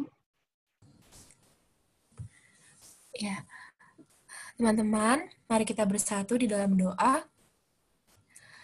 Allah Bapa yang Maha Baik, Allah Bapa yang bertata di kerajaan sorga, terima kasih ya Bapa, bersyukur untuk berjalannya ibadah follow up KKRS 2020 pada hari ini. Ya Bapa, mau bersyukur juga untuk persembahan yang sudah masuk, bersyukur untuk tangan-tangan yang boleh memberikan, dan kiranya Engkau yang terus berkati mereka.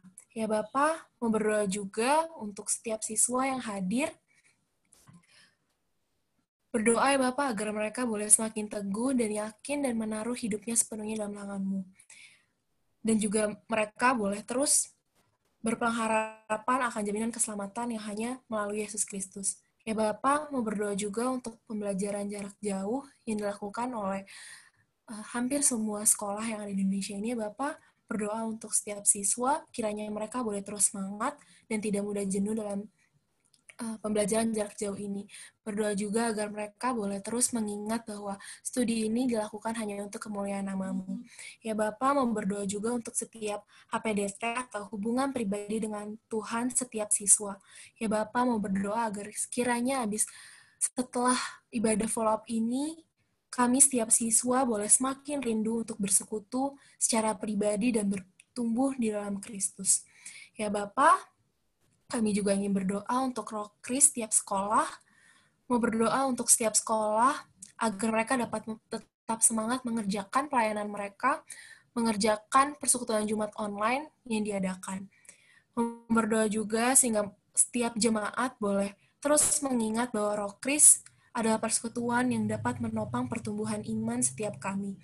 Ya Bapa, kami juga ingin berdoa untuk pelayanan Persekutuan Siswa Kristen Jakarta di tengah pandemi ini.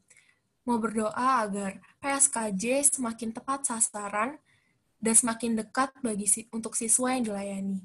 Ya Bapak, kami juga ingin berdoa secara terkhusus untuk para tim pembimbing siswa agar mereka dapat semakin setia untuk memegang kelompok kecil di tengah-tengah pandemi ini.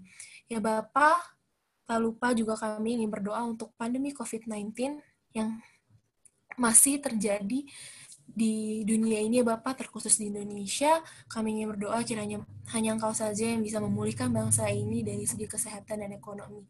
Kami juga ingin berdoa untuk setiap tenaga medis, untuk setiap ahli-ahli yang bekerja untuk mengembangkan vaksin, kiranya pengembangan vaksin dapat berjalan dengan lancar. Kami juga ingin berdoa dan apabila nanti vaksinnya sudah dapat disalurkan, itu dapat tersalurkan ke masyarakat dengan baik. Ya Bapak mau menyerahkan seluruh doa dan permohonan ini ke dalam tangan-Mu, hanya dalam nama-Mu kami telah berdoa, kami bersyukur. Haleluya, amin. Terima kasih, Gingga. Saat ini kita akan memasuki acara serah terima jabatan atau sertijab. Aku persilakan kepada Bang Kawas sebagai perwakilan BPC. Kepada Bang Kawas dipersilakan.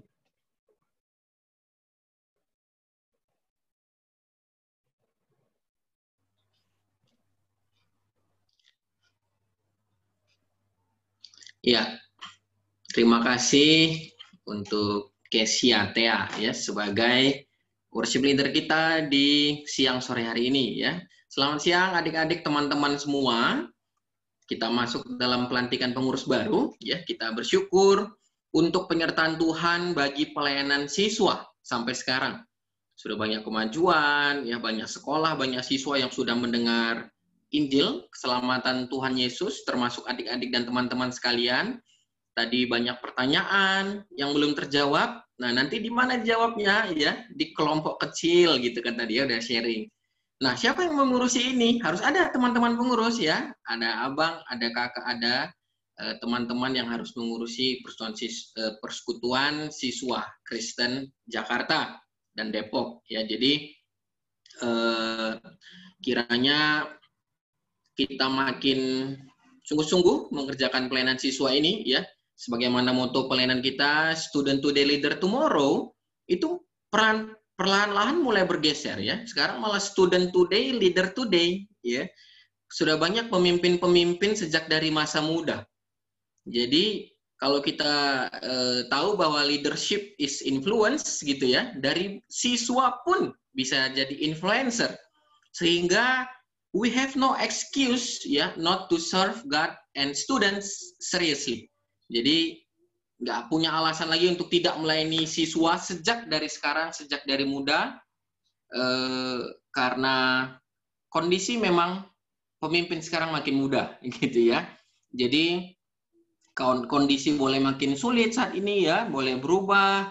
Dari segi relasi, ya sistem pendidikan juga sudah online, pengurus juga berubah gitu ya. Tapi ada hal yang tidak berubah, yaitu Allahnya yang tidak pernah beregenerasi. Ya, Allah yang sama yang akan terus menuntun, kuasanya tidak pernah berubah, kebenarannya, firman-Nya tidak pernah berubah. Jadi mau online, mau offline, kesungguhan kita dalam mengikut Tuhan, dalam melayani Tuhan sedikit pun tidak boleh berubah, tidak boleh menurun. Selamat melayani, rekan-rekan sekalian. Saya akan bacakan susunan kepengurusan yang baru ya. Nanti mungkin pengurus katanya mau menampilkan foto-fotonya, mungkin biar bisa saling kenal ya. Silakan sambil saya bacakan surat keputusan DPC Perkantas Jakarta nomor 0039 DPC PHC Jakarta 2020. Yayasan Persekutuan Kristen Antar Universitas Perkantas tentang pengangkatan pelayanan siswa periode 2020-2021. Menimbang, 1, perlunya pengangkatan ya pelayanan siswa. 2, telah berakhirnya masa tugas yang lalu, mengingat 1, ART Perkantas bab 25 pasal 133 ya tentang pengangkatan pelayanan siswa. 2, syarat-syarat kepemimpinan rohani sebagaimana diajarkan dalam Alkitab. 1 Timotius 3. Memutuskan 1, mengangkat nama-nama yang terlampir sebagai pelayanan siswa selama 1 tahun terhitung September 2020 sampai dengan September 2021. 2, surat keputusan ini berlaku terhitung mulai September 2020 sampai dengan September 2021. Apabila di kemudian hari terdapat kekeliruan dalam penetapan surat keputusan ini, maka akan diadakan perubahan dan perbaikan seperlunya. Ditetapkan di Jakarta, tanggal 7 November 2020, Badan Pengurus Cabang Jakarta, Kawas Roland Tarigan, Ketua BPC ditandatangani. Ya, saya akan bacakan. Susunan pengurus pelayanan siswa 2020-2021, wilayah Depok. Ya, walaupun banyak, nggak apa-apa ya, abang bacakan semuanya. Dorothy Marcia Konstantin, UI, TPS Depok Korwil, Fujita Olivia UI, Eka Fanya Utami Widodo UI, Vini Herlina UI, Deira Permata Chandra, UI, Jans Michael, UI, Herlin Sugari, UI, Eva Rizky Prasetyaning, UI, Andrea Ratu, alumni SMA 3 Depok, Iren Yolanda, alumni SMA 3 Depok, Giani Amida Rohdearni, UI, Nicholas Dison Lumanggaol, SMA 4 Depok, Michelle Serena, SMA 4 Depok, Adelin Anindya Rusdianto, SMA Cakrabuana, Catherine Syaharani Justisia, SMA Cakrabuana, Rachel Brilliant Ivananda, SMA 3 Depok, Sheila Regina Evi Piania Simanjuntak, SMA 4 Depok. Wilayah Jakarta Selatan, Delima Wilsa Primadani, UMN TPS Jakarta Selatan Korwil. Resti, Universitas Pamulang, Javier Renol Prisadi, STAN, Randi Albert, UI, Shiva Melinda, UPN Veteran, Selin Mega Alma, UI, Axel Ramiro, Universitas Pembangunan Jaya, Stefani Gabriel, Gunadarma Depok, Daniel Febrian Dewanda, SMA 90, Rahel Patricia, UI, Dimas Sera Matias Giovanni, SMA 90, Berliana Afritesa Nurmalari Tonga, SMA 90. Jakarta Barat ada Michela Surya Binus, TPS Jakarta Barat, Korwil, dan juga Nathanael Jevanya Henry, UI. Ya. Kemudian ke Jakarta Timur, Kesia Thea Kirana, Universitas Negeri Jakarta, UNJ TPS Timur, Korwil, Kristiana Gloria, Universitas Nasional, Grandi Yeremia, Universitas Pancasila. Jakarta Timur 2, Saul Andre Lumban UI, TPS Jakarta Timur 2, Jevanya Albrena Sembiring, UI, Ruth Teresia Virginia, UI, Rania Shalisa, UI, Agatha Marta Elisa Timotea, UI, Fioni Elizabeth, UI, Karis, SMA 39 Jakarta. Dan terakhir, wilayah Jakarta Pusat, ada Matthew Franz Dito Putra Prasetya, IKJ, TPS Jakarta Pusat, Jeremy Ethelbert, Poltekkes Jakarta 2, Evelyn Jessica Girsang, STP Indonesia. Inilah teman-teman, abang kakak sekalian akan melayani siswa setahun ke depan. Ya, kita berikan doa, tapi saat ini kita juga berikan boleh aplaus virtual ya, menyemangati mereka untuk pelayanan dalam setahun ke depan. Boleh tepuk tangannya di rumah, boleh kasih emoticon ya, untuk menyemangati mereka. Jadi abang yang lagi ngomong ini ya juga adalah hasil binaan siswa 19 tahun yang lalu. Jadi mari ya sama-sama terus setia ikut TOEFL, ikut kegiatan-kegiatan pembinaan siswa yang lain ya, dan rasanya ya kalau pandemik sudah berakhir kita bisa berkumpul sama-sama, nggak virtual-virtualan lagi ya, kita bisa sama-sama ketemu. Kita tutup pelantikan siang hari ini. Selamat melayani adik-adik, abang kakak, teman-teman sekalian. Izinkan saya membacakan satu ayat dari Yeremia 1 ayat 7. Tetapi Tuhan berfirman kepadaku, janganlah katakan aku ini masih muda, tetapi kepada siapapun engkau kuutus, haruslah engkau pergi. Dan apapun yang kuperintahkan kepadamu, haruslah kau sampaikan. Tuhan yang sama yang menyertai Yeremia dan juga teman-teman sekalian. Kita berdoa yuk. Bapa di surga, kami bersyukur untuk anugerah kasih setiamu yang telah menyertai pelayanan siswa. Ada ribuan barisan siswa mungkin yang sudah mengenal Tuhan melalui pelayanan siswa Kristen Jakarta dan Depok. Karena itu kami memuji kasih setia Tuhan yang akan terus memelihara dan meneruskan pelayanan ini. Dan kami bersyukur untuk pelayan-pelayan yang telah Tuhan pilih dan panggil dalam masa-masa sebelumnya. Terima kasih untuk adik-adik, abang kakak, rekan-rekan yang sudah melayani setahun belakangan bahkan periode sebelumnya. Tuhan yang anugerahkan mereka kesetiaan. Dan terima kasih juga bagi abang kakak, teman-teman rekan sekalian yang melanjutkan pelayanannya.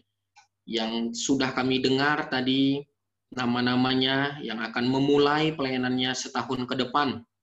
Tuhan yang menyertai mereka. Mungkin ada rasa ketakutan bagaimana pelayanan ke depan di zaman yang sedang berubah ini. Mungkin ada banyak tanya apakah sanggup. Mungkin akan ada keraguan juga bagaimana tantangan ke depan. Tapi Tuhan, kami punya Allah yang maha besar yang akan menyertai pelayanan ini ke depan. Karena itu kami menyerahkan seluruh teman-teman pelayan pengurus. Tuhan yang menyertai mereka, memampukan mereka, karena memang kesanggupan sesungguhnya adalah dari Allah. Bukalah pintu-pintu sekolah, persekutuan-persekutuan sekolah, untuk bisa bersama-sama kami, keluarga besar, siswa Jakarta, terbina menikmati persekutuan di dalam Tuhan. Juga kerjasama, koordinasi dengan para rokris, guru agama Kristen, Tuhan jalinlah relasi terbaik di antara kami demi satu tujuan, siswa-siswa dengar Injil dan hidupnya di dalam Tuhan. Mencintai Tuhan lebih dari apapun, membenci dosa lebih dari apapun. Ini doa kami di dalam nama Yesus, Tuhan dan Juru Selamat kami. Amin. Terima kasih. Selamat melayani. Ya, terima kasih Bang Tawas. Terima kasih juga sudah mendoakan. Sekarang kita akan menutup ibadah kita, meminta Kak Sabet menutup ibadah dengan doa. Ya teman-teman, mari kita mengakhiri persekutuan kita pada siang hari ini di dalam doa. Mari kita bersatu di dalam doa. Bapa yang mengasihi kami bersyukur kepadamu ya Tuhan untuk satu kesempatan yang baik yang Kau berikan bagi kami melalui persekutuan yang bisa kami laksanakan lewat Zoom meeting ini. Kami bersyukur untuk puji-pujian yang mengingatkan kami akan karya-Mu di atas kayu salib. Kami bersyukur untuk kebenaran firman-Mu yang kembali boleh menyegarkan akan jiwa kami dan menolong kami untuk melanjutkan perjalanan iman kami di tengah-tengah dunia ini sebagai ciptaan yang baru yang telah Engkau selamatkan. Dan kami terus berdoa menyerahkan diri kami ya Tuhan. Kiranya hari demi hari kami terus melekat erat dengan Engkau, bergaul akrab dengan firman Tuhan, dan firman-Mu itulah yang akan menjadi terang bagi jalan kami, menuntun kami untuk menjalani perjalanan kehidupan kami di tengah-tengah dunia yang cemar dan berdosa ini, dan memampukan kami untuk menjadi saksi-saksi Tuhan di tengah-tengah dunia ini.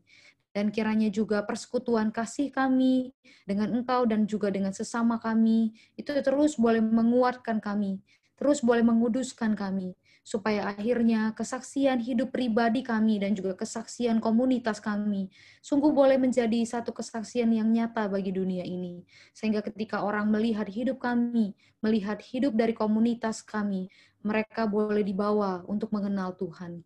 Tuhan, ini yang menjadi doa kami. Biarlah kiranya apa yang sudah kami lakukan pada siang hari ini, ibadah kami ini berkenan di hadapan Tuhan, menyenangkan hati Tuhan. Dan kami berdoa kiranya dalam kesempatan yang lain di waktu yang akan datang, Tuhan mempertemukan kami kembali di dalam ibadah-ibadah di Student Fellowship yang akan dilaksanakan oleh PSKJ ya Tuhan.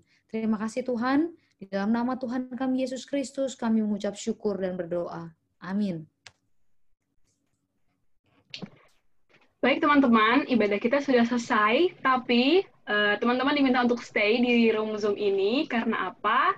Kita akan dengarkan sedikit pengumuman yang akan disampaikan oleh Eris. Silakan Eris.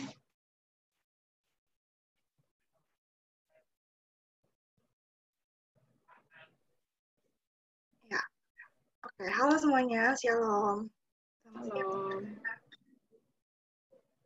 Oke, jadi sekarang aku mau nyampaikan salah satu info yang penting banget buat teman-teman, dan ya ini penting banget lah untuk diketahui oleh teman-teman siswa di semua wilayah.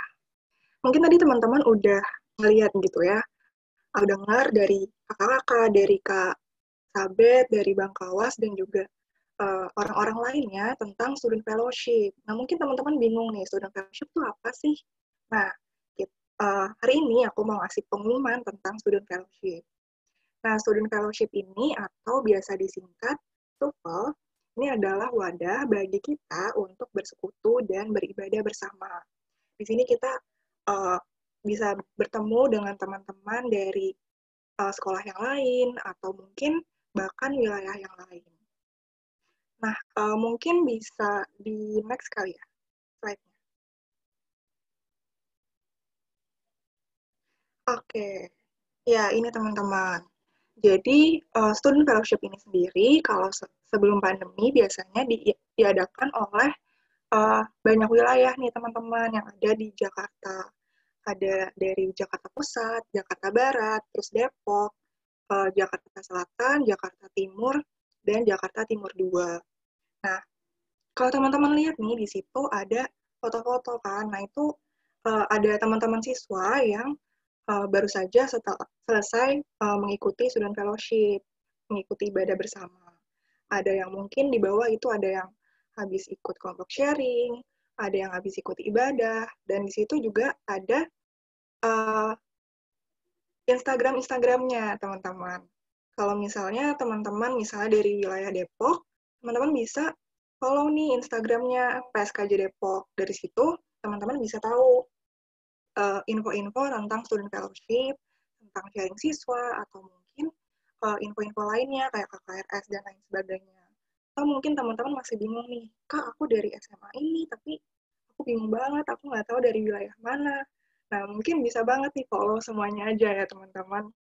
Jadi, ya mungkin bisa tahu juga nih sekolah ini sharingin apa sih habis TOEFL. Nah, ini teman-teman bisa screenshot layarnya teman-teman supaya bisa di-save ya username Instagram-nya, atau mungkin kalau lagi buka HP sekarang bisa juga sekalian di-follow. Boleh dilanjut. Oh iya, tuh ada Kak Salsa juga yang mengirimkan username Instagram-nya. Boleh dilanjut, Kak?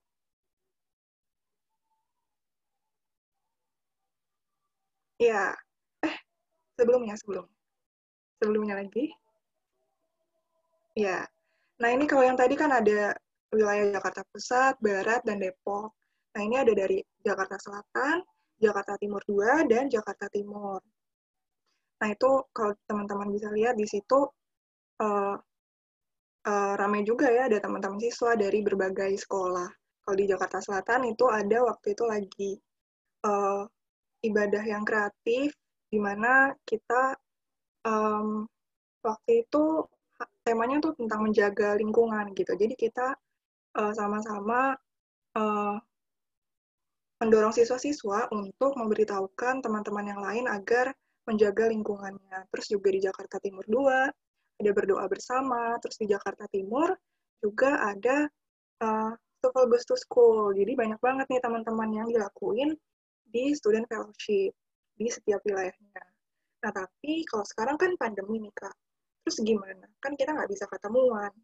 Nah, syukur kepada Allah, Allah masih tetap memberikan kita, menganugerahkan kita tempat untuk bersekutu dan beribadah nih. Nah, mungkin bisa di next, Kak. Jadi, Student Fellowship kembali hadir nih, teman-teman, dalam bentuk online. Teman-teman bisa tetap ikut sama-sama dengan wilayah yang lainnya. Jadi, Student Fellowship ini untuk yang secara online tidak diadakan per wilayah, jadi diadakannya dengan wilayah-wilayah yang lainnya. Bisa di next, Kak? Nah, kapan sih Student Fellowship itu diadakan? Kalau dalam waktu dekat ini diadakan pada tanggal 21 November nih, teman-teman. Dan juga tanggal 12 Desember. Jadi jangan lupa untuk di-tag tanggalnya sekarang juga. Mungkin teman-teman bisa buka kalendernya, terus tag nih tanggalnya. Terus jangan lupa juga untuk ajak teman-temannya. Entah itu di sekolah, atau teman gereja, adik atau kakaknya, dan lain sebagainya. Nah, biasanya STUFL itu diadakan setiap minggu pertama dan ketiga. Jadi kalau misalnya teman-teman belum dapat info nih tentang STUFL, bisa ingat aja kalau minggu ke-1 tuh pasti ada STUFL deh, setiap hari Sabtu. Minggu ketiganya juga. Terus platformnya itu diadakan melalui Google Meet. Untuk jamnya diadakan jam 13 sampai selesai. Oke deh, segitu aja pengumuman dari aku. Jadi jangan lupa di tag tanggalnya, jangan lupa datang. Sampai jumpa semuanya. Oke, terima kasih Kak Eri sudah menyampaikan pengumuman. Ya itu ya teman-teman, jangan lupa di tag tanggalnya next to fall tanggal 21. Oke teman-teman, tetap stay dulu di room ini karena kita akan foto bersama.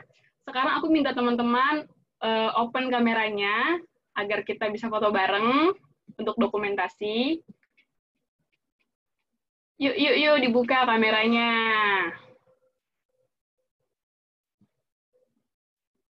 Let's go, teman-teman.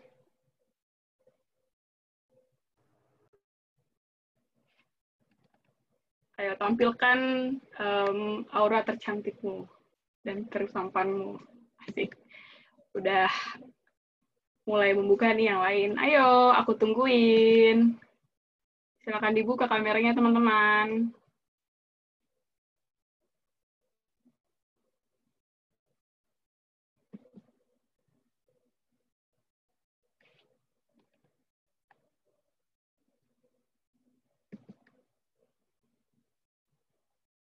Apakah sudah semua?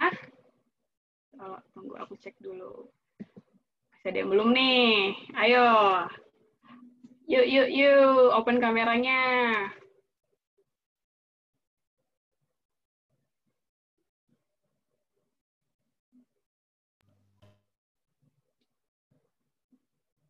Bisa dibuka, soalnya belum di-allow.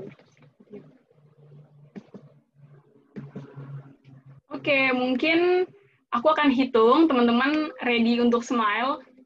Nanti akan difoto sama Kak Salsa. Siap, teman-teman? Oke, 1, 2, cheese!